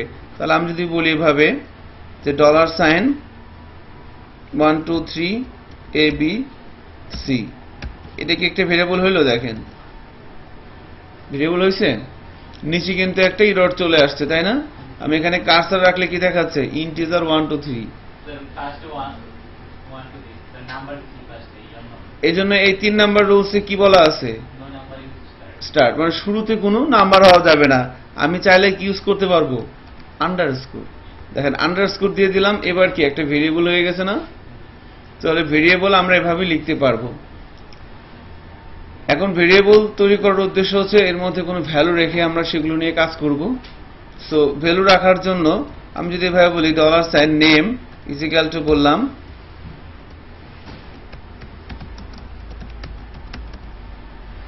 তালহা ট্রেনিং। ওকে, এখন তাহলে এই ভেরিয়েবলের মধ্যে কিন্তু এটা চলে আসলো। সো ভেরিয়েবলের মধ্যে যখন আমরা কোনো কিছু রাখি সেটাকে কি বলা হচ্ছে? ভ্যালু। সো ওই ভ্যালু উপর বেস করে ভেরিয়েবলের একটা জিনিস সেট হয়, তার নাম হচ্ছে ডেটা টাইপ। ভেরিয়েবলের ভ্যালুর উপর বেস করে ওই ভেরিয়েবলের মধ্যে যে ভ্যালুটা রাখা হচ্ছে সেই ভ্যালুর উপর বেস করে ভেরিয়েবলের একটা ডাটা টাইপ সেট হয়। সো অন্যান্য প্রোগ্রামিং ল্যাঙ্গুয়েজ যেমন সি বা C# সেগুলো কি করতে হয়? মেনশন করে দিতে হয়। বাট আমরা যে PHP ইউজ করতে যাচ্ছি, দেখেন নেমের মধ্যে আমি তালহা ট্রেনিং রাখলাম। আবার আমি যদি এখানে তালহা ট্রেনিং না রেখে আমি যদি এখানে রেখে দেই 10 নো ম্যাটার, সবকিছু কিন্তু সে অ্যাকসেপ্ট করতেছে, তাই না? সো দেখেন আমি তাহলে এই ডাটা টাইপটা কি হচ্ছে কিভাবে বুঝবো? ধরেন আমি এখানে লিখে দিলাম, সাপোজ এখানে লিখে দিলাম BITM। ওকে, এবার যদি আমি নিচে আসি, নিচে এসে কন্ট্রোল চেপে ধরে স্পেস বার চাপ দিলাম, দেখেন এই যে ভেরিয়েবল নেম, তাই না, এই যে নেম। সো নেমের আগে কি দেখাচ্ছে? স্ট্রিং দেখাচ্ছে না? তার মানে এই যে ভেরিয়েবল, এই ভেরিয়েবলের মধ্যে কি আছে? একটা স্ট্রিং আছে। উপরের গুলো তো জাস্ট কোনো ভ্যালু রাখা হয় নাই, এই জন্য দেখেন উপরের গুলোর মধ্যে কি নাই? উপরের গুলো কোনো টাইপ আছে? হোয়াট সাইন দেওয়া, তাই না? যে ভেরিয়েবল গুলো আনডিফাইন। এই ভেরিয়েবল হোয়াট সাইন মানে কি? আনডিফাইন। এই ভেরিয়েবল গুলো আনডিফাইন, কিন্তু এটা কি? এটা একটা স্ট্রিং। অর্থাৎ যখনই ভেরিয়েবলের মধ্যে ভ্যালু আসতেছে তখনই সেটা কি হয়ে যাচ্ছে? একটা টাইপ পেয়ে যাচ্ছে। সো আমি এটাকে চেঞ্জ করে আমি ধরেন এখানে দিলাম 10। এবার কি আসছে? ভেরিয়েবল একই, বাট টাইপটা চেঞ্জ হয়ে গেছে না? কি চলে আসছে? ইন্টিজার, তাই না? ইন্টিজার। এখন মনে করেন আমি এখানে এই পাশে আবার একটা এইভাবে দিয়ে দিলাম, এখন কি আসবে বলেন তো? স্ট্রিং এ কিন্তু আসবে। কেন? কারণ কি? বুঝছে, সিঙ্গেল কোটেশন বা ডবল কোটেশন মানে কি? String sign. এর মধ্যে আপনি যাই রাখেন সেটা কি হয়ে যাবে?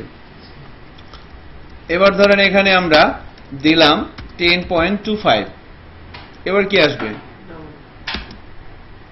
কি আসছে? রিয়েল, তাই না? রিয়েল আসছে না?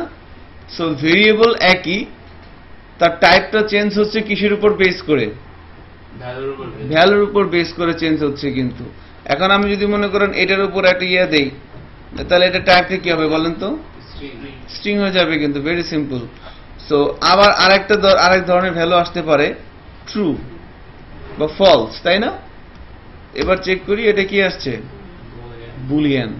সো সাধারণত এই 4 ধরনের টাইপ নিয়ে ম্যাক্সিমাম ক্ষেত্রে কাজ করি। এছাড়াও আমরা আরো বেশ কিছু ডেটা টাইপ বলতে পারি, PHP 7 এও নতুন কিছু ডেটা টাইপ আসছে, সেগুলো আমাদের এখন আলোচনার বিষয় না। এখন আপাতত আমাদেরকে যদি বলে যে ভেরিয়েবলের ডেটা টাইপ, আমরা বেসিক্যালি এই 4 ধরনের ভ্যালু নিয়ে কাজ করব, ইন্টিজার, রিয়েল, স্ট্রিং এবং বুলিয়ান।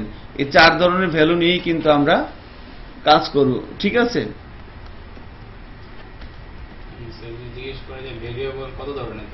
ভেরিয়েবল কত ধরনের না, ডেটা টাইপ কত ধরনের, ডেটা টাইপ। হ্যাঁ, আপনি 4 ধরনের বলতে পারেন। না 6 না, আরো অনেক আছে, PHP 7 এ অনেকগুলো আসছে, ঠিক আছে? সো আমরা 4 বললে আপনাকে কেউ করতে পারবে না, আন্ডার এস্টিমেট করতে পারবে না। আপনি বলে দিবেন ইন্টিজার, রিয়েল, এখানে কোনো ফ্লোট নাই, আপনি চাইতে ইন্টিজার, রিয়েল, স্ট্রিং আর বুলিয়ান, এই 4টা। সো ভেরিয়েবল আমরা দেখলাম কিভাবে লিখতে হয়। এবার ভেরিয়েবলের এটা ছিল কি মেজর রুলস। এই মেজর রুলস গুলো ভায়োলেট করলে কি হবে বলেন তো? এরর হবে, এটা ভেরিয়েবলে হবে না। এবার 3টা স্ট্যান্ডার্ড রুলস আছে।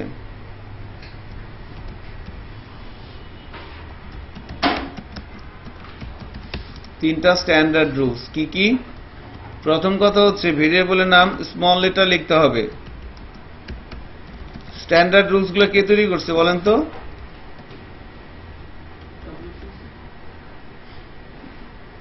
বলতে পারেন?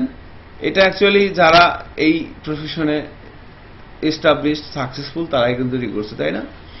সো স্ট্যান্ডার্ড রুলস গুলো যারা কাজ করতে করতে এক্সপার্টরাই কিন্তু এটা তৈরি করছে। সো তাদের অনারেও কিন্তু তাদের ওটার জন্য কিন্তু আমাদের এটা অ্যাকসেপ্ট করে নেওয়া উচিত। সো এনিওয়ে, যেটা বলতেছিলাম যে স্ট্যান্ডার্ড রুলস প্রথমটা হচ্ছে স্মল লেটার। সো PHP তে যখন কোনো ভেরিয়েবল লিখবেন বড় হাতের লিখবেন, তাই না? না ছোট হাতে লিখবেন? অলওয়েজ ছোট হাতে লিখবেন। হ্যাঁ, আমার খামখেয়ালি মতো কোনো কিছু করলে হবে না, হবে সেটাতে আমার ওইটা দ্বারা আমার কোনো উপকারে আসবে না। আপনি প্রফেশনাল যখন কাজ করতে যাবেন কোম্পানিতে, তখন ধরা খাবেন। ভেরিয়েবলের নাম সবসময় ছোট হাতে লিখবেন, মেনে নেন, কিছু করার নাই। সিনিয়ররাও করছে, আমরাও করি, আপনারাও করবেন, এরপরে ইয়াটাও করবে, ঠিক আছে? এটা হচ্ছে একটা স্ট্যান্ডার্ড রুলস ভেরিয়েবলের তৈরি করার ক্ষেত্রে বললাম। এরপরে সেকেন্ড রুলসটা হচ্ছে নামটা হইতে হবে মিনিংফুল।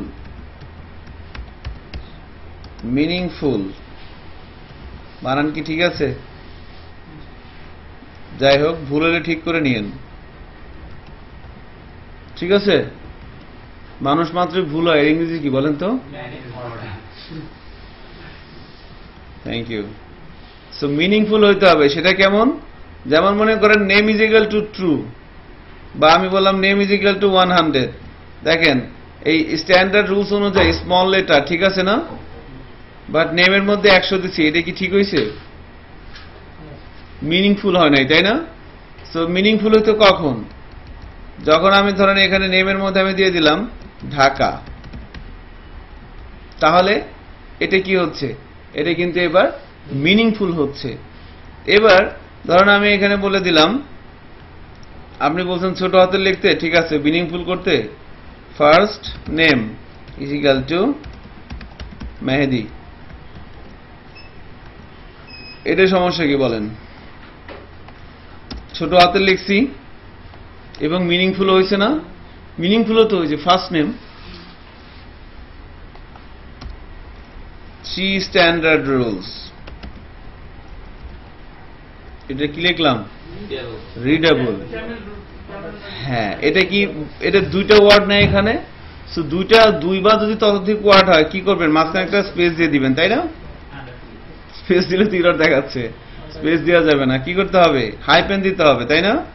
হাইপেনও নিচ্ছে না, আন্ডারস্কোর দেওয়া লাগবে। হ্যাঁ, সো আন্ডারস্কোর দিতে হবে। সো ভেরিয়েবলের নাম যখন একের অধিক ওয়ার্ড হবে সেক্ষেত্রে আমরা আন্ডারস্কোর ইউজ করবো। এটা জেন্ট স্ট্যান্ডার্ড। আপনারা এটা না করে যেটা করতে পারেন, অনেকে এটাও করতে পারেন, ফার্স্ট নেম। তো এটা হচ্ছে জাভা স্ট্যান্ডার্ড আর কি, ক্যামেল কেস বলে এটাকে, তাই না? এটাও করতে পারেন। সো আমরা যেহেতু পিএসপি নিয়ে কিছু করতে চাচ্ছিলাম, সো আমরা এইভাবেই প্র্যাকটিসটাই করবেন। এটা জেএনডি স্ট্যান্ডার্ড আর কি বলা হয় থাকে। সো এভাবে এখন কিন্তু আমরা স্ট্যান্ডার্ড রুলস এবং মেজর রুলসগুলো কিন্তু বিষয়টা বললাম। সো একটা জিনিস দেখেন, আমি এখানে বললাম ফার্স্ট নেম, এখানে আরেকটা ভেরিয়েবল নিলাম ফার্স্ট নেম, এর মধ্যে দিলাম হচ্ছে ইকো $, ফার্স্ট নেম। সো আমরা variable.php এই ফাইলটাকে একটু রান করাতে চাচ্ছিলাম। একটু খেয়াল করতে হবে মনিটরের দিকে, কি আসছে? মেহেদি, তাই না? এবার ধরেন আমি আবার একই ভেরিয়েবল দিচ্ছি ফার্স্ট নেম, এর মধ্যে আমি রাখলাম হাসান। সো আউটপুট কি আসবে বলেন তো?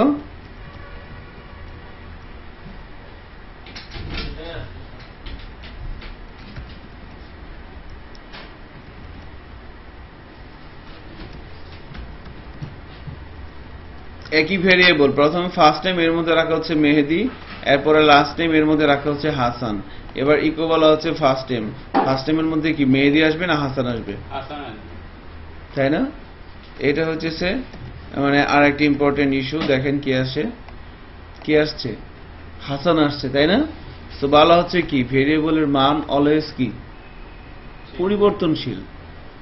ভেরিয়েবলের মান সবসময় কি পরিবর্তনশীল, লেটেস্ট মানটাই সে ধারণ করে, তাই না? আগের জিনিসটা কি সে কি করে না, রাখে না, তাই না? সো ভেরিয়েবলের মান অলওয়েজ কি পরিবর্তনশীল। এজন্য অনেকেই ফান করে বলে যে ভেরিয়েবল মানে কি গার্লফ্রেন্ড, ঠিক আছে? আসনুল্লাহ একটা ছেলের এটা বলছিল আর কি, খুব ভালো লাগছিল কথাটা। এনিওয়ে, সো এটা আপনারা করতে পারেন, নাইস। এটা মনে রাখতে হবে যে ভেরিয়েবলের মান অলওয়েজ কি পরিবর্তনশীল। ফাইন। সো আমরা ভেরিয়েবলের রুলস দেখলাম, 3টা মেজর রুলস, 3টা স্ট্যান্ডার্ড রুলস, এবং ভেরিয়েবলের যে ইস্যুগুলো আছে সেগুলো টুকটাক প্র্যাকটিস করলাম। আপনারা একটু 2 মিনিট প্র্যাকটিস করেন এই বিষয়গুলো। হ্যাঁ, যে এখানে ছোট একটা ইস্যু আছে, একটু দেখেন। তো ধরেন আমি ফার্স্ট টাইম লিখলাম মেহেদি, লাস্ট টাইমে লিখলাম হাসান, লাস্ট নেম, আরেকটা ভেরিয়েবল নিলাম হাসান। এবার ধরেন দুটো ভেরিয়েবল আমি পাশাপাশি নিয়ে আসব, ফার্স্ট নেম আবার এখানে দিয়ে দিলাম কি লাস্ট নেম। দুটো ভেরিয়েবলকে যখন পাশাপাশি রাখা হচ্ছে, রাখতে পারতেছি? রাখা যাচ্ছে না, ইরর দেখাচ্ছে, তাই না?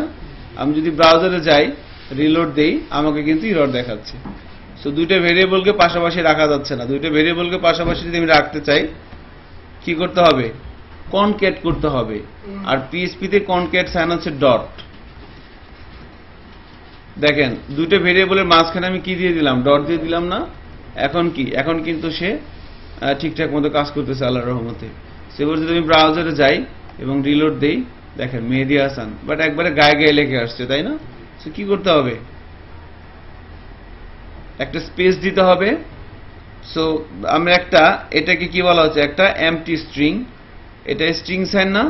এর মাঝখানে তো কোনো কিছু নাই, তার মানে কি এটা একটা এমটি স্ট্রিং। সো এটা একটা ভেরিয়েবল আর এটা একটা এমটি স্ট্রিং। ভেরিয়েবল এবং এমটি স্ট্রিং পাশাপাশি রাখার জন্য কি করতে হচ্ছে? ডট সাইন দেওয়া লাগতেছে। এবং এখানে দেখেন একটা এরর আছে, কারণ কি? কারণ এখানে কোনো ডট সাইন নাই।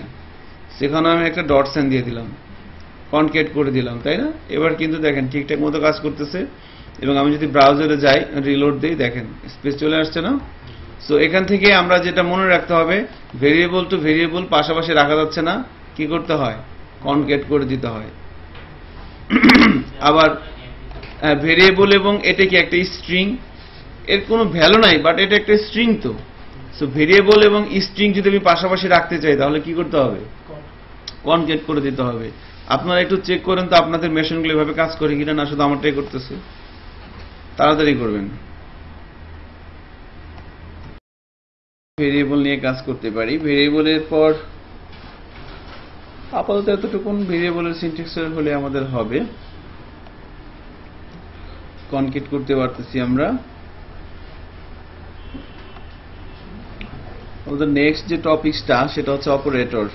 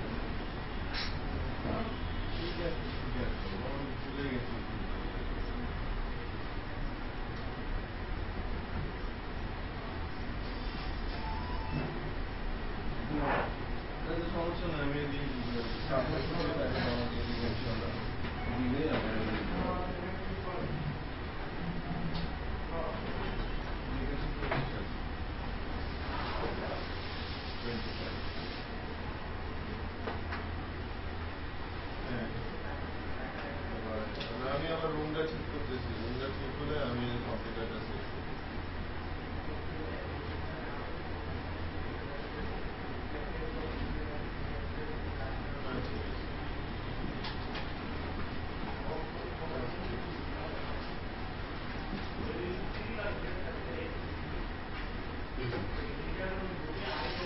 না ওইটা পজিটিভ করা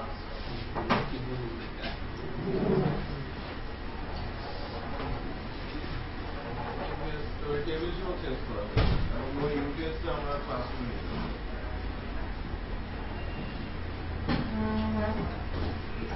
না আমাদের একটা ব্যবস্থা আছে।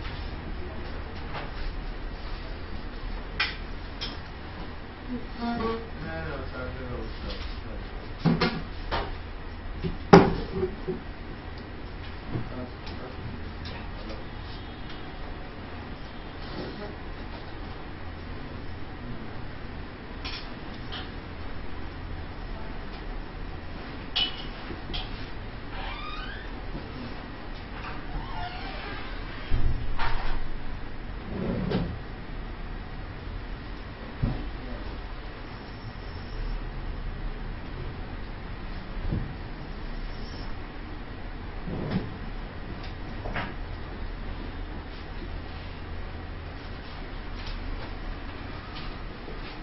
এখন আমরা কিছুটা সময় অপারেটর নিয়ে কথা বলবো আর কি। সো অপারেটরটা কি আমাদেরকে যদি কেউ বলে যে হোয়াট ইজ অপারেটর, আমরা কি বলবো?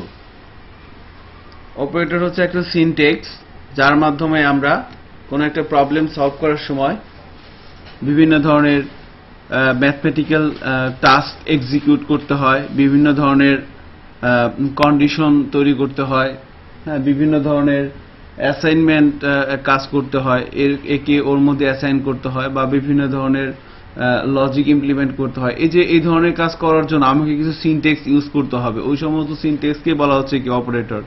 So operator is nothing but A syntax যার মাধ্যমে আমরা ম্যাথমেটিক্যাল টাস্ক এক্সিকিউট করতে পারি, হ্যাঁ, কন্ডিশনাল টাস্ক করতে পারি, এগুলোকে বলা হচ্ছে কি অপারেটর।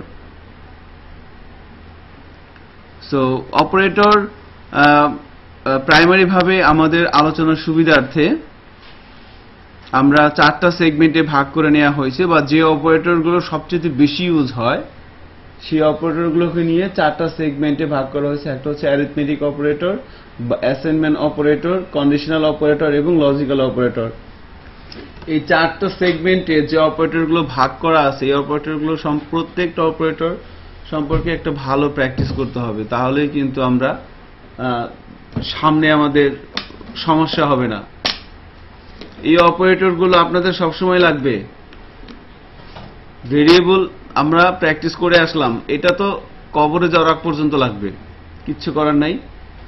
এখন অপারেটর, এই অপারেটরে কিন্তু প্রত্যেকটা ক্ষেত্রে আমাকে লাগবে। সো অ্যাসাইনমেন্ট অপারেটর কে দুই ভাগে ভাগ করে নেওয়া, অ্যারিথমেটিক অপারেটরকে দুই ভাগে ভাগ করে নেওয়া হয়েছে, একটা হচ্ছে বাইনারি আর একটাকে বলা হচ্ছে ইউনারি। সো বাইনারি অপারেটরের মধ্যে আছে প্লাস, মাইনাস, মাল্টিপ্লিকেশন, ডিভিশন এবং রিমাইন্ডার, আর ইউনারির মধ্যে আছে প্লাস প্লাস, মাইনাস মাইনাস এবং নেগেশন। সো বাইনারি বলার কারণ হচ্ছে যে দেখেন এখানে যে 5টা অপারেটর আছে, অপারেটরের আগে এবং পরে যে বিষয়গুলো থাকে তাদেরকে কি বলে? অপারেন্ট, তাই না? অপারেন্ট বলে না? এবার আমি যদি বলি 10 + 20, প্লাসটা হচ্ছে অপারেটর, 10 আর 20 কি? অপারেন্ট। সো দেখেন ওই 5টা অপারেটর কিন্তু কয়টা করে অপারেন্ট নিয়ে কাজ করে? 2টা করে অপারেন্ট নিয়ে কাজ করে। আর বাইনারির বেস কত? 2, এজন্য এদেরকে বলা হচ্ছে কি বাইনারি অপারেটর, তাই না? আমি যদি বলি 10+, কোনো মিনিংফুল হবে? হবে না। কিন্তু ঠিক আছে, এই জন্য এদেরকে বলা হচ্ছে বাইনারি অপারেটর। আর ইউনারি অপারেটর মানে কি, এই অপারেটরগুলো একটা করে অপারেন্ড নিয়েই কাজ করতে পারে, এর জন্য এদেরকে বলা হচ্ছে ইউনারি অপারেটর। যেমন প্লাস প্লাস, মাইনাস মাইনাস, এবং এই সবার পরেরটা কি, নেগেশন সাইন, মাইনাস। এরপরে বলা হচ্ছে অ্যাসাইনমেন্ট অপারেটর, কন্ডিশনাল অপারেটর এবং লজিক্যাল অপারেটর। ধারাবাহিকভাবে সবগুলো অপারেটর নিয়ে আমরা প্র্যাকটিস করব।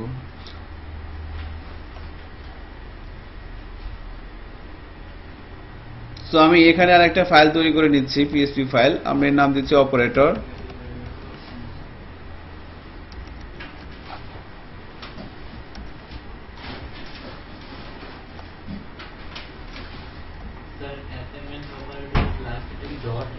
ডট ইকুয়াল, হ্যাঁ। এই পাঁচটা ওই কাগজগুলো সরাই একটু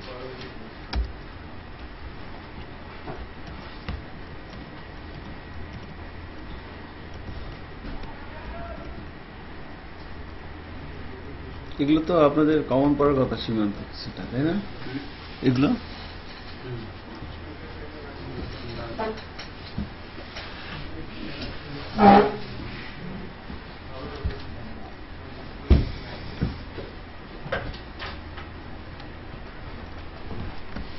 সো আমি এখানে কিছুটা এভাবে বলার চেষ্টা করি।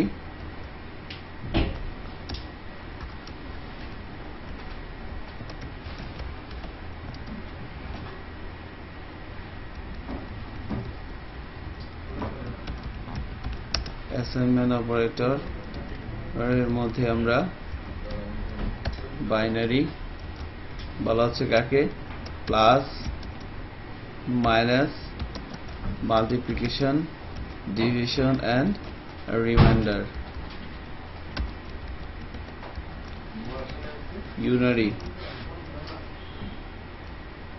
প্লাস প্লাস, মাইনাস মাইনাস, এটা কি নেগেশন সাইন। সো ধরেন আমি সিম্পল একটা ভেরিয়েবল নিলাম, আমি বলে দিলাম dollar sign X is equal to বলে দিলাম 10। মিনিংফুল স্ট্যান্ডার্ড রুলসটা ভায়োলেট করে ভেরিয়েবল নেওয়া হচ্ছে এখানে। Dollar sign Y is equal to বলে দিলাম 20। এবার আমি যদি এভাবে বলি echo dollar sign X plus, কোন মিনিংফুল কিছু হবে? আমি অ্যারিথমেটিক বাইনারি অপারেটর প্র্যাকটিসের কথা বলতে যাচ্ছিলাম। সো দুইটা অপারেন্ড লাগবে, তাই না? এটা কি, এটা একটা অপারেন্ড। এখানে বলা আছে ডলার সাইন ওয়াই। তাহলে এই প্লাস অপারেটরটার বাম পাশে এবং ডান পাশে দুইটা অপারেন্ড অর্থাৎ দুইটা ভেরিয়েবল আমি রেখে দেওয়া হচ্ছে। আমি যদি ফাইলটাকে রান করি,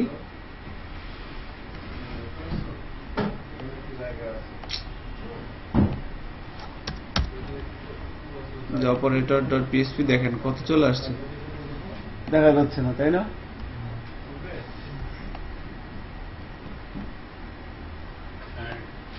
আর 30 আসছে না? 30 আসলো কেন বলেন তো?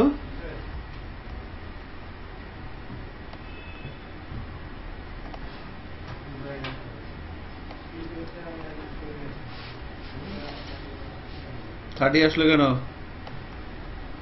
এক্স এর মধ্যে কত আছে?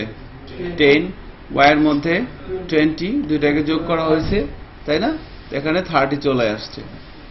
সো তাহলে প্লাস অপারেটরটা কি করে, দুইটা সংখ্যাকে সে যোগ করে আউটপুট রিটার্ন করতেছে। এবার যদি মাইনাস দেই, এ কি করবে? কত আসা উচিত? -10, তাই না? চেক করি, -10 চলে আসছে। সো মাইনাস অপারেটরের কাজ কি? সে তার দুটো সংখ্যাকে বিয়োগ করে বিয়োগফলটা সে রিটার্ন করবে। মাল্টিপ্লিকেশন দিয়ে দিলাম, বুঝতেই পারতেছি 200 আসবে, তাই না? আবার যদি আমরা ভাগ দেই তাহলে কত আসবে?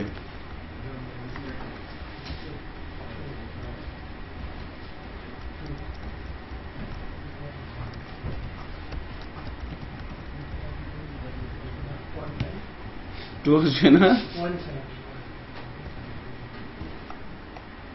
হ্যাঁ, এগুলো কিন্তু এট এ টাইম প্র্যাকটিস করে যাবে। আমি প্রথম দিকে বলছিলাম দেখতে অনেক সহজ, আপনি করেন আসলেই সহজ, বাট আপনার হাত তত বেশি পাকা হবে যত বেশি আপনি প্র্যাকটিস করবেন।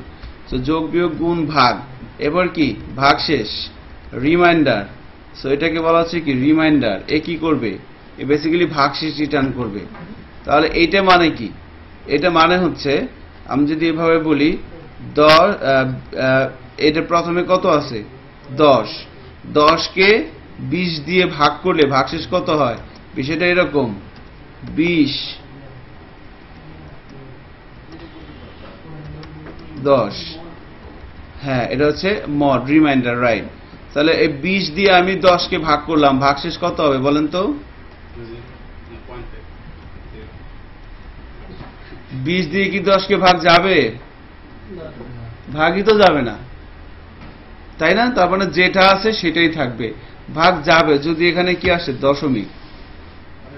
ভুলে গেছেন সব ভাগ অঙ্ক? তাহলে x রিমাইন্ডার y এর মানে কি? প্রথম সংখ্যাটাকে দ্বিতীয় সংখ্যাটা দিয়ে ভাগ করার পর ভাগশেষ যেটা থাকবে সেটা রিটার্ন করবে। সেখানে তো ভাগই যাবে না, তাই না? তো ভাগশেষ কত থাকবে? যা ছিল তাই 10, তাই না? দেখেন কত আছে? 10ই কিন্তু আছে। এবার মনে করেন আমি এখানে বলে দিলাম 100, এবার কত আসবে ভাগশেষ বলেন তো? কত আসবে? 20 x এর মধ্যে কত আছে? x এর মধ্যে 100 আর y এর মধ্যে কত? 20। তাহলে 100 রে 20 দিয়ে ভাগ করলে ভাগশেষ কত আসে? 5 20 কত হয়? ভাগশেষ কত থাকে? 0। তাহলে 0 আসা উচিত না? কত আসছে? 0 আসছে। কিন্তু আবার মনে করেন আমি এখানে দিয়ে দিলাম 105, এখানে আছে 105, এবার ভাগশেষ কত আসবে? 5 আসা উচিত না? কারণ x এর মধ্যে কত আছে আমার? 105, y এর মধ্যে আছে 20, সো 5 20 105, 5 আসা উচিত, শুধু 5 আসবে, তাই না? কত আসছে? তো এই তাহলে এই মডিউলাস অপারেটরটা বা এটা কি রিটার্ন করতেছে? ভাগশেষ, যোগ বিয়োগ গুণ ভাগ ভাগশেষ। সো এই যে এটা ভাগফল, এটা ভাগফল রিটার্ন করে। এ কি করতেছিল? এখন কত আসবে আউটপুট বলেন তো? এটা তো আছে 5, তাহলে এটা কি রিটার্ন করতেছে? ভাগ ফল, তাই না? এখানে আমরা 80 দিয়ে দিই, এবার কত আসবে? 4, 4 আসতেছে।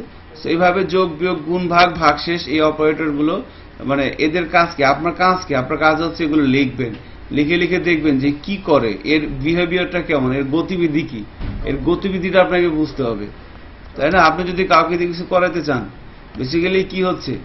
আপনি কিছু ইনস্ট্রাকশন সেট করতেছেন, আপনার ইনস্ট্রাকশন সেট করা অনুযায়ী কেউ কোনো কাজ করবে। সো আপনি ইনস্ট্রাকশন ভুল করলে সে ভুল করবে, ঠিক করলে সে ঠিক করবে।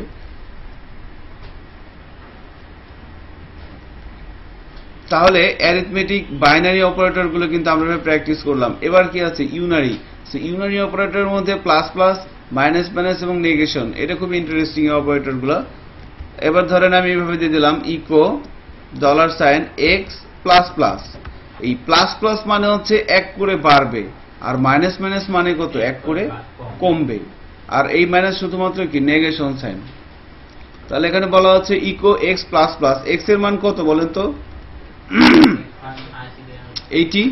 তাহলে এখানে আসবে কত? 80 প্লাস প্লাস।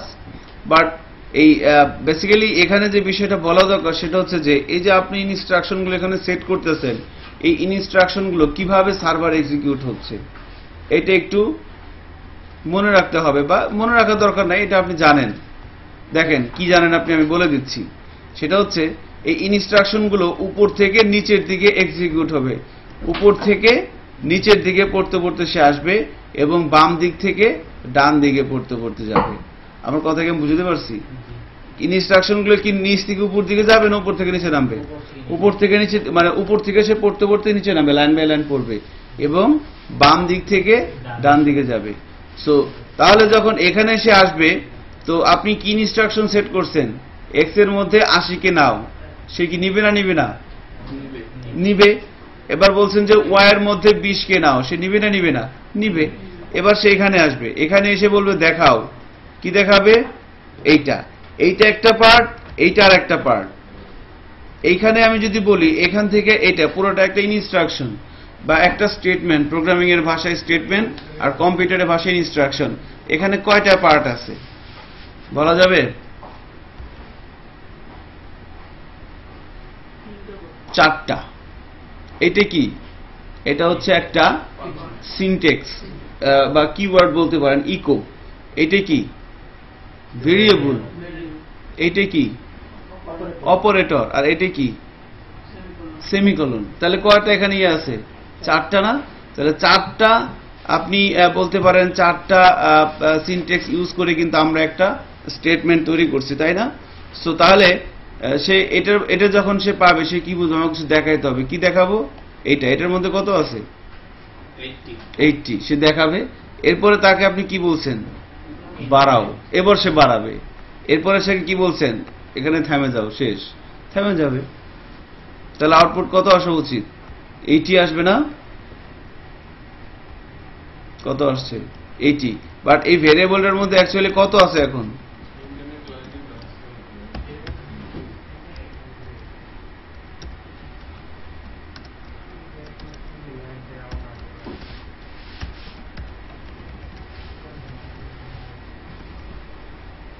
তাহলে এখানে যে ইনস্ট্রাকশনগুলো সেট করছেন, ইকো বলছেন এক্স দেখাও, এর মধ্যে কত আছে? 80 দেখাইছে। এরপরে প্লাস প্লাস মানে কি? 1 বাড়াতে বলছেন, সে বাড়াইছে। কার মান বাড়াবে? তার হাতে কি আছে? এক্সই তো আছে, এক্স এর মান বাড়াবে। এরপরে সে স্টেটমেন্টটা ক্লোজ করে দিবে। এরপরে সে এখানে কি করতে বলছেন? যে একটা লাইন ব্রেক দাও, দিবে। এরপর বলছেন আবার এক্স কে দেখাও। এবার এক্স এর মধ্যে কত আছে? 81। খেয়াল করছেন বিষয়টা কিভাবে কাজ করতেছে? কোনটা 80? 80 কেন আসবে না বলেন তো? এই এক্স ভেরিয়েবল এর মধ্যে কত আছে? 80 আছে না? এই ওয়াই এর মধ্যে কত আছে? 20। এখানে কি বলছেন? ইকো দেখাও। কি দেখাবে? এক্স। তাহলে আমি এখানে বললাম যে এখানে যে স্টেটমেন্টটা, এই স্টেটমেন্টের পার্ট কয়টা বলেন তো? 2টা না, এখানে আপনি ধরতে পারতেছেন না। কয়টা সীমান্ত? 4টা পার্ট এখানে। এটা একটা, এটা কি? এটা একটা ভেরিয়েবল। আর এটা কি? অপারেটর। আর এটা কি? এটা একটা সাইন, সেমিকোলন সাইন, তাই না? 4টা। সো প্রত্যেকটা জিনিসের কিন্তু আলাদা আলাদা মিনিং আছে। এখানে কয়টা বলেন তো? এখানে কিন্তু 4টা। কিভাবে? এটা কি? ভেরিয়েবল। এটা কি? অপারেটর। এটা কি? ভ্যালু। একটা জিনিস বলি, ভ্যালু কিন্তু 2 ধরনের, একটা হচ্ছে ফিক্সড ভ্যালু আর একটা হচ্ছে ভেরিয়েবল ভ্যালু। জানেন আশা করি। সো এটা কি? এটা হচ্ছে ফিক্সড ভ্যালু আর এটা হচ্ছে কি? Variable value. আর এটা কি? Semicolon sign. তাহলে এখানেও আমার কয়টা পার্ট আছে? স্টেটমেন্টের 4টা পার্ট। তাহলে সেই কিন্তু প্রত্যেকটা জিনিসেরই কিন্তু আলাদা আলাদা মানে আছে। এটার একটা মানে আছে, এটার একটা মানে আছে, এটার একটা মানে আছে, এটার একটা মানে আছে, তাই না? সো আমি যখন এই লাইনটা, এই স্টেটমেন্টে যখন এক্সিকিউট হচ্ছে, তাকে কি বলছেন? দেখাও। ওকে ফাইন, দেখাবো। কি দেখাবো? এটা দেখাও। দেখাইছে। এবার তাকে কি বলছেন? বাড়াও। বাড়াইছে। এরপরে কি বলছেন? শেষ, কাজ শেষ। সে আবার নিচে নেমে গেছে। নিচে নেমে এসে তারা কি বলছেন? এক ঘর ফাঁকা করো। ফাঁকা করছে। এবার তাকে ইকো দেখাও। কি? এটা। তাকে যখন বলছেন বাড়াও, সে কি বাড়াবে? তার হাতে কি আছে? এইটা আছে না?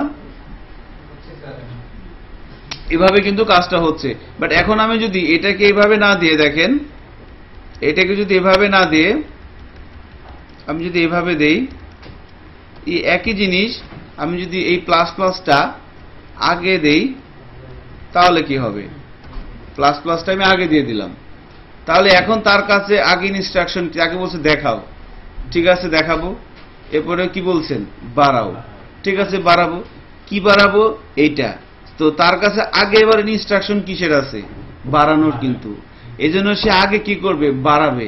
কাকে বাড়াবে? এটাকে। এটার মান কত? 80। 81। তার মানে এখানেও কত আসবে? 81। এখানেও কত আসবে? 81, তাই না? এরকমই তো হওয়ার কথা। দেখি কি করে সে। ঠিক আছে, দুইবারই কিন্তু কাজ করতেছে এবং এগুলোর কিন্তু সুন্দর একটা নাম আছে। এটাকে বলে পোস্ট ইনক্রিমেন্ট। আগে দেখাবে, তারপর বাড়াবে, পোস্ট। আর এটাকে বলে কি? Pre increment. তো সেম কাজটাই কোথায় করতেছে আবার? মাইনাসের ক্ষেত্রেও সেম একই কাজ। মাইনাস মাইনাস আছে না? তো মনে করেন আমি মাইনাস মাইনাস দিলাম, তাহলে কত আসবে আউটপুট? দুইবারই কিন্তু কত আসবে? 79। ওই দেখেন দুইবারই 79। আর আমি যদি মাইনাস মাইনাসটা পরে দেই তাহলে কি আসবে বলেন তো? মাইনাস মাইনাসটা আমি পরে দিলাম, তাহলে কত আসবে? 8079। ঠিক আছে, এই দেখেন প্রথমে 80 আসবে, কারণ প্রথমে তো তাকে দেখাইলো, এরপরে কমাইলো। সো এভাবে এরা কাজগুলো করতেছে। নেগেশন সাইন তো কিছুই না, এটা জাস্ট ধরেন আমাদের এই 80 এর মধ্যে কত আছে, আমি এই দুটাকে একটু নিচে নিয়ে আসি, আমাদের জায়গা কমে গেছে।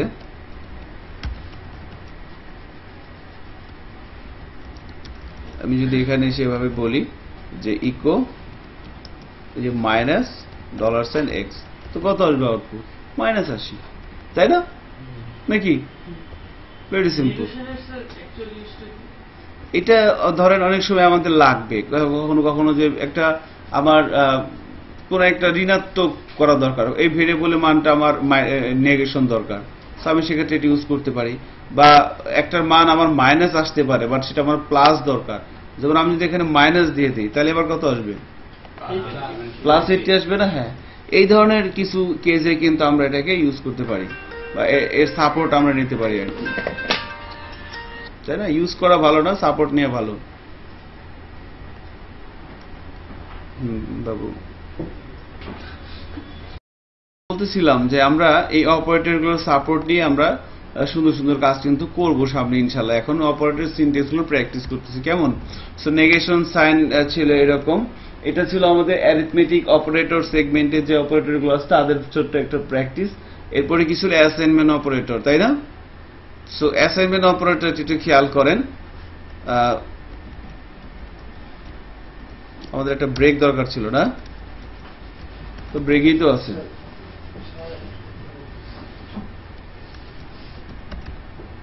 এক সপ্তাহ ব্রেক নিলেন, আর কত ব্রেক নিবেন? আরো বেশি তো, এক সপ্তাহ বেশি না? কতদিন? আমাদের ছুটি 7 তারিখে ক্লাস করে, আজকে 16 তারিখ। যাই হোক, আপনারা যে 5 জন আসছেন আপনাদের এগুলোর প্রতি একটু ভালোবাসা আছে, বোঝা যায় আর কি, এটা ধরে রাখেন। ঠিক আছে, আপনি যদি নিজের স্কিল আপ করতে পারেন, অপরচুনিটি হিউজ। অপরচুনিটি আমাদের সরকার তৈরি করতেছে, বা অপরচুনিটি তো আসলে চলে আসবে আপনার সামনে, আপনি যদি নিজের ইয়ে করতে পারেন আর কি, এস্টাবলিশ করতে পারেন, ডিমান্ড করতে পারেন। এনিওয়ে, সো অ্যাসাইনমেন্ট অপারেটরের মধ্যে কি আছে? Equal, plus equal, minus equal, multiplication equal, এটা ইকুয়াল, এবং এটাকে কি বলা হচ্ছে? Reminder equal. ওকে, সো 1 2 3 4 5 6 6টা অপারেটর। আরেকটা কি আছে বলেন তো? কি কোনটা লিখি নেই? Dot equal, right. So dot ইকুয়ালটা কিন্তু আমাদের লেখা হয় নাই। তাহলে অ্যাসাইনমেন্ট অপারেটর সেগমেন্টে এই অপারেটরগুলো আমরা প্র্যাকটিস করবো। আপনারা বলতে পারেন যে অপারেটরগুলো তো প্র্যাকটিস করতেছি, এগুলো লাভটা কি, তাই না? এগুলো লাভ কিন্তু একটু পরে বোঝা যাবে। আপনাকে বলতে হবে যে এটা করেন, ওইটা করেন। এই দেখেন যে প্লাস প্লাস মাইনাস মাইনাস, এই অপারেটরগুলো আমাদের লাগবে রিপিটেড স্টেটমেন্ট। লুপ পড়ছেন না? ফর লুপ, হোয়াইল লুপ, ওখানে আমাদের এগুলো লাগবে। সো প্রত্যেকটা অপারেটরই কিন্তু আমাদের সাপোর্ট নিতে হবে ইন ফিউচার। সেই জন্য এদের সিনট্যাক্সগুলো একটু ভালোভাবে দেখে নেন, প্র্যাকটিস করে নেন। তাহলে অ্যাসাইনমেন্ট অপারেটর সেগমেন্টে আমরা এই অপারেটরগুলো বিহেভিয়ারগুলো একটু দেখি যে কার অ্যাটিটিউড কেমন, কে কি করে কোন পরিস্থিতিতে। তাহলে আমরা এখানে আমাদের যেটা ভেরিয়েবল নিয়ে নেই, প্রথমে $x বলে দিলাম 10। দেখেন এখানেই কিন্তু আমরা অলরেডি একটা অপারেটর ইউজ করে ফেলছি, তাই না? ইকুয়াল। সো এই ইকুয়াল, এই অপারেটরের কাজ কি? রাইট সাইডের জিনিসটাকে লেফট সাইডে কি করতেছে? সে অ্যাসাইন করে দিচ্ছে। আচ্ছা, এটা নিয়ে আর কিছু বলা নাই। এবার যদি বলি ইকো $, আমরা আর একটা ভেরিয়েবল নিয়ে নেই, y = 20, $x plus equal $y।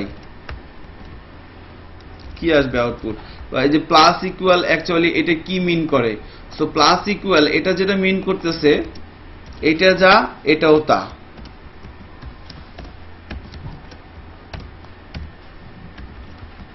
$x plus equal y সমান সমান কি x is equal to x plus y, অর্থাৎ এই ভেরিয়েবলটার মধ্যে এবং এই ভেরিয়েবলটার মধ্যে যে ভ্যালু আছে সে দুইটাকে কি করবে, যোগ করবে। যোগ করে যোগফলটা কোথায় রাখবে, x এর মধ্যে রাখবে, তাই না মাসুদ?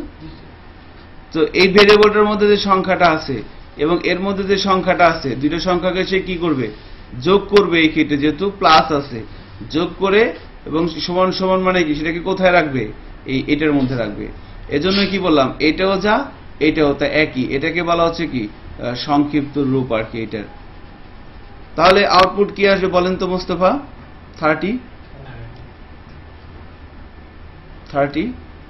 এবার খেয়াল করবেন, তাহলে প্লাস ইকুয়াল এভাবে চলে। এবার আমি যদি বলি এখানটা লাইন ব্রেক দিয়ে দেই, বিআর ফরওয়ার্ড স্ল্যাশ, এবার যদি মাইনাস ইকুয়াল বলি, এবার মাইনাস ইকুয়াল মানে কি এখানে কি হবে, সিম্পলি মাইনাস হবে আর কিছু না। কত আসবে আউটপুট বলেন তো? -10 না শুধু 10? ভেরিয়েবলের মান কিন্তু কি জানি বলছিলাম, মনে রাখেন, ভালো করে দেখেন এই 5 লাইনের কোড।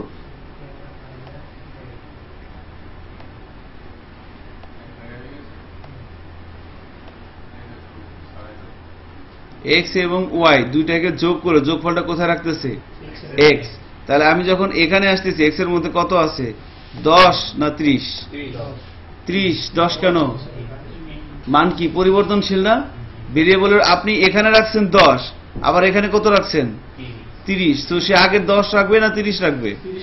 30 রাখবে। তাহলে এখানে কত আসবে, এখানে বেসিক্যালি কত, 30 মাইনাস 20 সমান সমান কত, 10। শুধু 10 আসবে, তার মানে এখানে আসবে 30, এখানে কত আসবে, 10, তাই না? 30 10 না?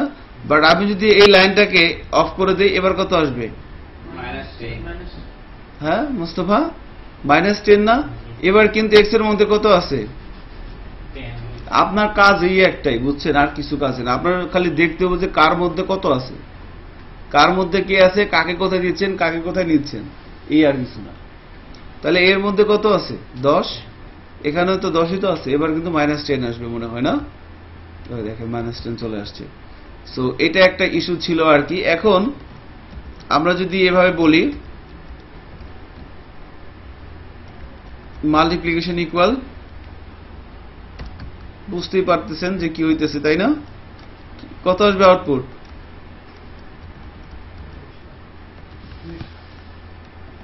মাসুদ? 200।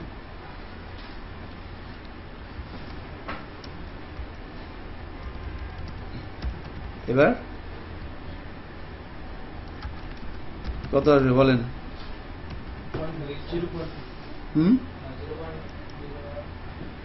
এটার মধ্যে কত আছে, 10।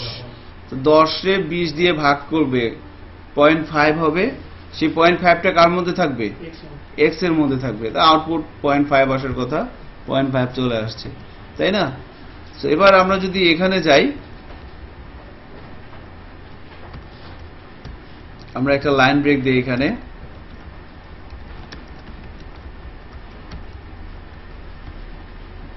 এবার দিলাম, এবার কি আসবে আউটপুট, উপরে কত আসবে, এখানে আসবে 0.5, আর এখানে কত আসবে,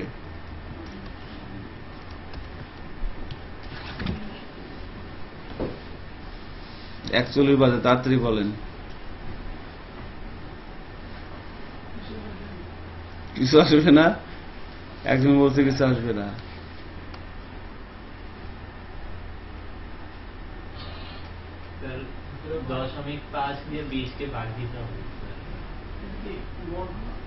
হ্যাঁ, এটা হচ্ছে মডিউলাস। এটার মধ্যে কত আছে, 0.5 রে, এটা কত,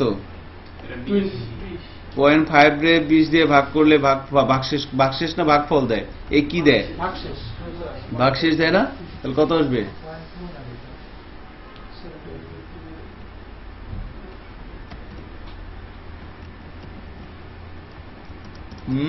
বিষয়টা হচ্ছে এরকম। এবার যদি পারেন তাহলে কিন্তু হবে না, ভাগশেষ কত আসবে? ও ভাগ করতেছে মোবাইল দিয়ে, তাহলে ভাগ করা যাবে না। আরে এটা দিয়ে কি এটারে ভাগ যাবে? মনে আছে যে উপরে কোথায় যেন করছিলাম, এই যেখানে এরকম হলে ভাগশেষ কত আসে? এই সিচুয়েশনে ভাগশেষ কত আসে? 0 কেন আসবে? এই 20 দিয়ে কি 10 এর ভাগ যাবে? ভাগ তো যাবে না, তার মানে কি যেটা ছিল সেটাই থাকবে, তাই না? তাহলে এখানে কি আসবে? 0.5 আসবে। এখানেও কত? 0.5, এখানেও কত? চেক করি কত আসছে? 0 আসছে। কেন 0 আসলো?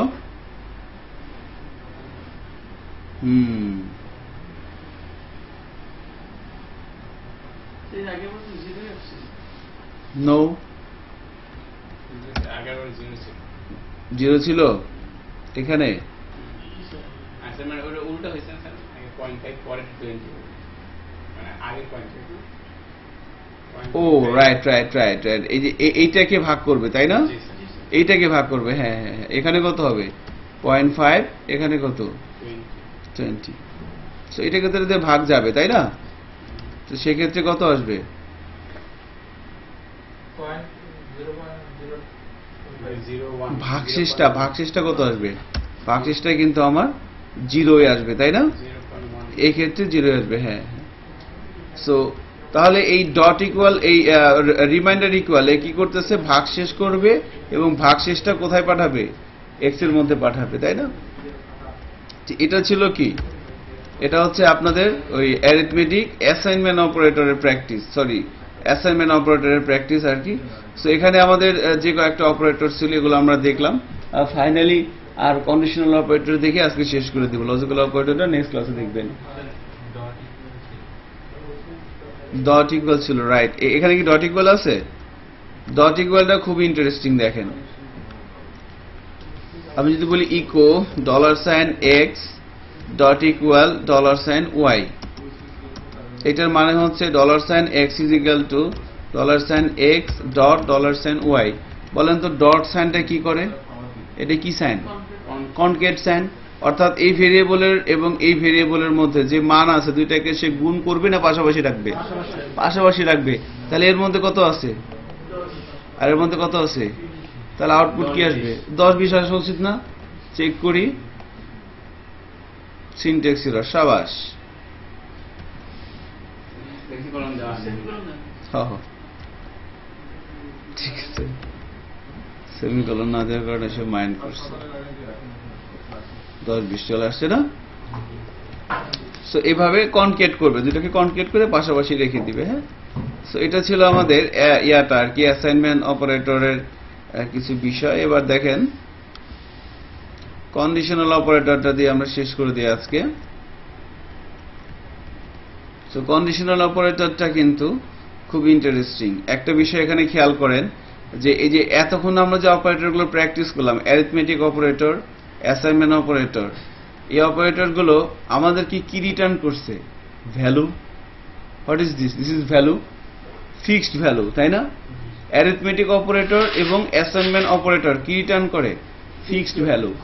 এখন মনে করেন কন্ডিশনাল অপারেটর কি রিটার্ন করবে? কন্ডিশনাল অপারেটর প্রথমটা কি আসলো? গ্রেটার দেন সাইন না? আমি যদি এভাবে বলি,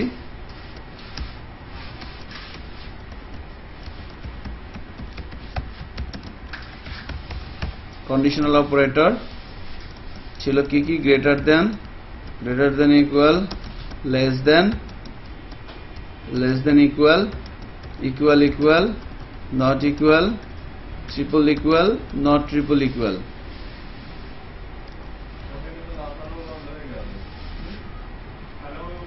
ওকে, সে কয়টা ছিল? এখন ধরেন আমরা এই প্রথমে এই যে এই অপারেটরটা কি রিটার্ন করে দেখেন। আমি যদি এভাবে বলি যে echo $x is greater than $y, এটা কি গ্রেটার দেন সাইন না?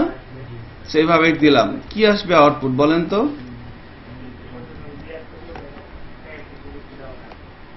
কালকে সকালে আমি যদি ভুলে যাই মনে করে দিবা 11টার সময় এই এক্সপ্রেশনটা কি মিন করে? এক্স এর মধ্যে কত আছে 10, বলা হচ্ছে 10 20-এর চাইতে বড়। কথা কি সত্যি না মিথ্যা? মিথ্যা। সো পিএসপিতে এখন মিথ্যা দেখি সে কি দেখায়, ব্ল্যাঙ্ক, তাই না? আবার যদি এখানে বলি 100, এবার কি এক্সপ্রেশনটা কি রিটার্ন করবে, ট্রু না ফলস? ট্রু, তাই না? ট্রু হলে কি করে সে দেখি, ট্রু হলে কত আসতেছে 1, তার মানে ব্ল্যাঙ্ক আসবে। এটা এক একটা ল্যাঙ্গুয়েজের এক এক ধরনের আর কি বিষয়। যেমন ধরেন আপনার ওই জাভাস্ক্রিপ্টে কিন্তু ট্রু থাকলে ট্রুই আসবে, ফলস থাকলে ফলস আসবে, দেখবেন জাভাস্ক্রিপ্ট যখন প্র্যাকটিস করবেন তখন দেখবেন এগুলো দেখাবে। হ্যাঁ, সো বিষয়টা এরকম আর কি, কেমন? সো সেম ভাবে কি আসবে, গ্রেটার দেন, ইকুয়াল, অথবা কি বড়, সমান অথবা বড়। এখন মনে করেন আমি যদি এখানে 20 দেই তাহলে কি আসবে, এরকম থাকলে ফলস, তাই না? ফলস। কিন্তু আবার যদি এখানে ইকুয়াল থাকে, তাই না, এবার কিন্তু ট্রু চলে আসছে এখানে। ঠিক আছে, সমান অথবা বড়, কেমন?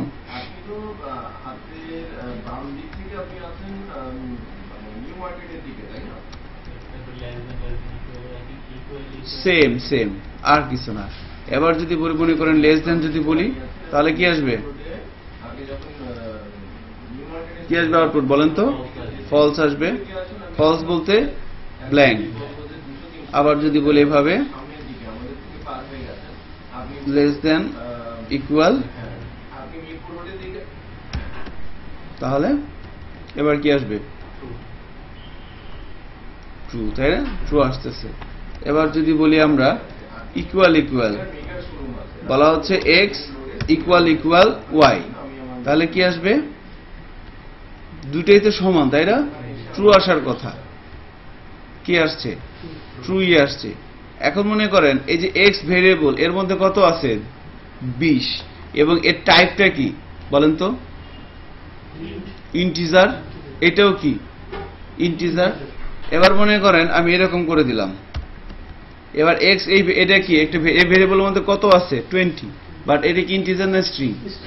সো দুটো ভেরিয়েবলের মান সমান কিন্তু টাইপ কি এক, দেখি সে কি করে, কি আসছে আউটপুট, ট্রু আসছে। কিন্তু আবার মনে করেন আমি এখানে দিয়ে দিলাম 21, এবার দুটো ভেরিয়েবলের মানও আলাদা, ডেটা টাইপও আলাদা, ঠিক আছে? এবার দেখি কি করে, ফলস।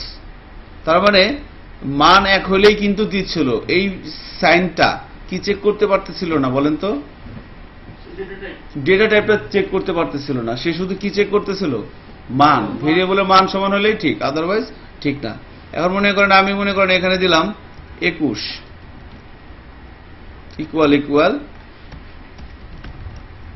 এখানে দিয়ে দিলাম নট ইকুয়াল, এবার কি আসবে বলেন তো, ট্রু। কারণ কি আমি এখানে বলছি কি এক্স আর ওয়াই সমান না, আসলে কি তারা সমান না? হ্যাঁ, আসলে তো সমান না। এক্স এর মান কত 21 আর ওয়াই এর মান কত 20, আসলেও সমান না, আমি বলছিও সমান না, কি হয়ে গেছে, ট্রু হয়ে গেছে, তাই না? সো এটা ছিল হচ্ছে double equal. So double equal কি করতে পারতেছে, শুধুমাত্র ভেরিয়েবলের মানটা চেক করতে পারতেছে। এবার মনে করেন ট্রিপল ইকুয়াল দিলাম, এবার এখানে দিলাম 20, আমরা যখন ডাবল ইকুয়াল দিচ্ছিলাম সে কি রিটার্ন করতেছিল, ট্রু। এবার দিলাম কত, ট্রিপল ইকুয়াল, এবার দেখি সে কি করে, এবার কি আসছে, ফলস। কিন্তু আমি যখন এটা দিচ্ছিলাম,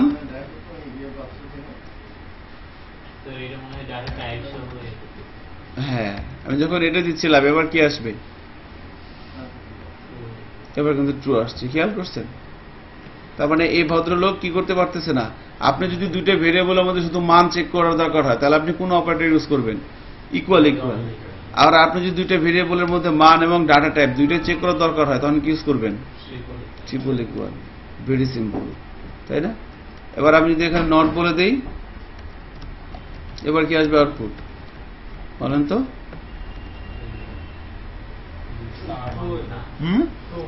ট্রু আসবে, তাই না?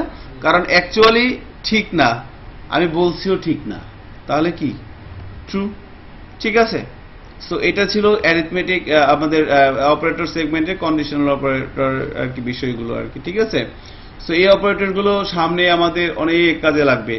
এগুলো তো মানে এখানে এই কয়টা তো এগুলো সবসময় লাগবে। লুপের ক্ষেত্রে বলেন, কন্ডিশন তৈরি করতে বলেন, উঠতে বসতে সবসময় লাগবে। সো বাসায় অবশ্যই এগুলো একবার করে প্র্যাকটিস করবেন। ঠিক আছে, সো আজকে এখানে রেখে দিচ্ছি। Thank you.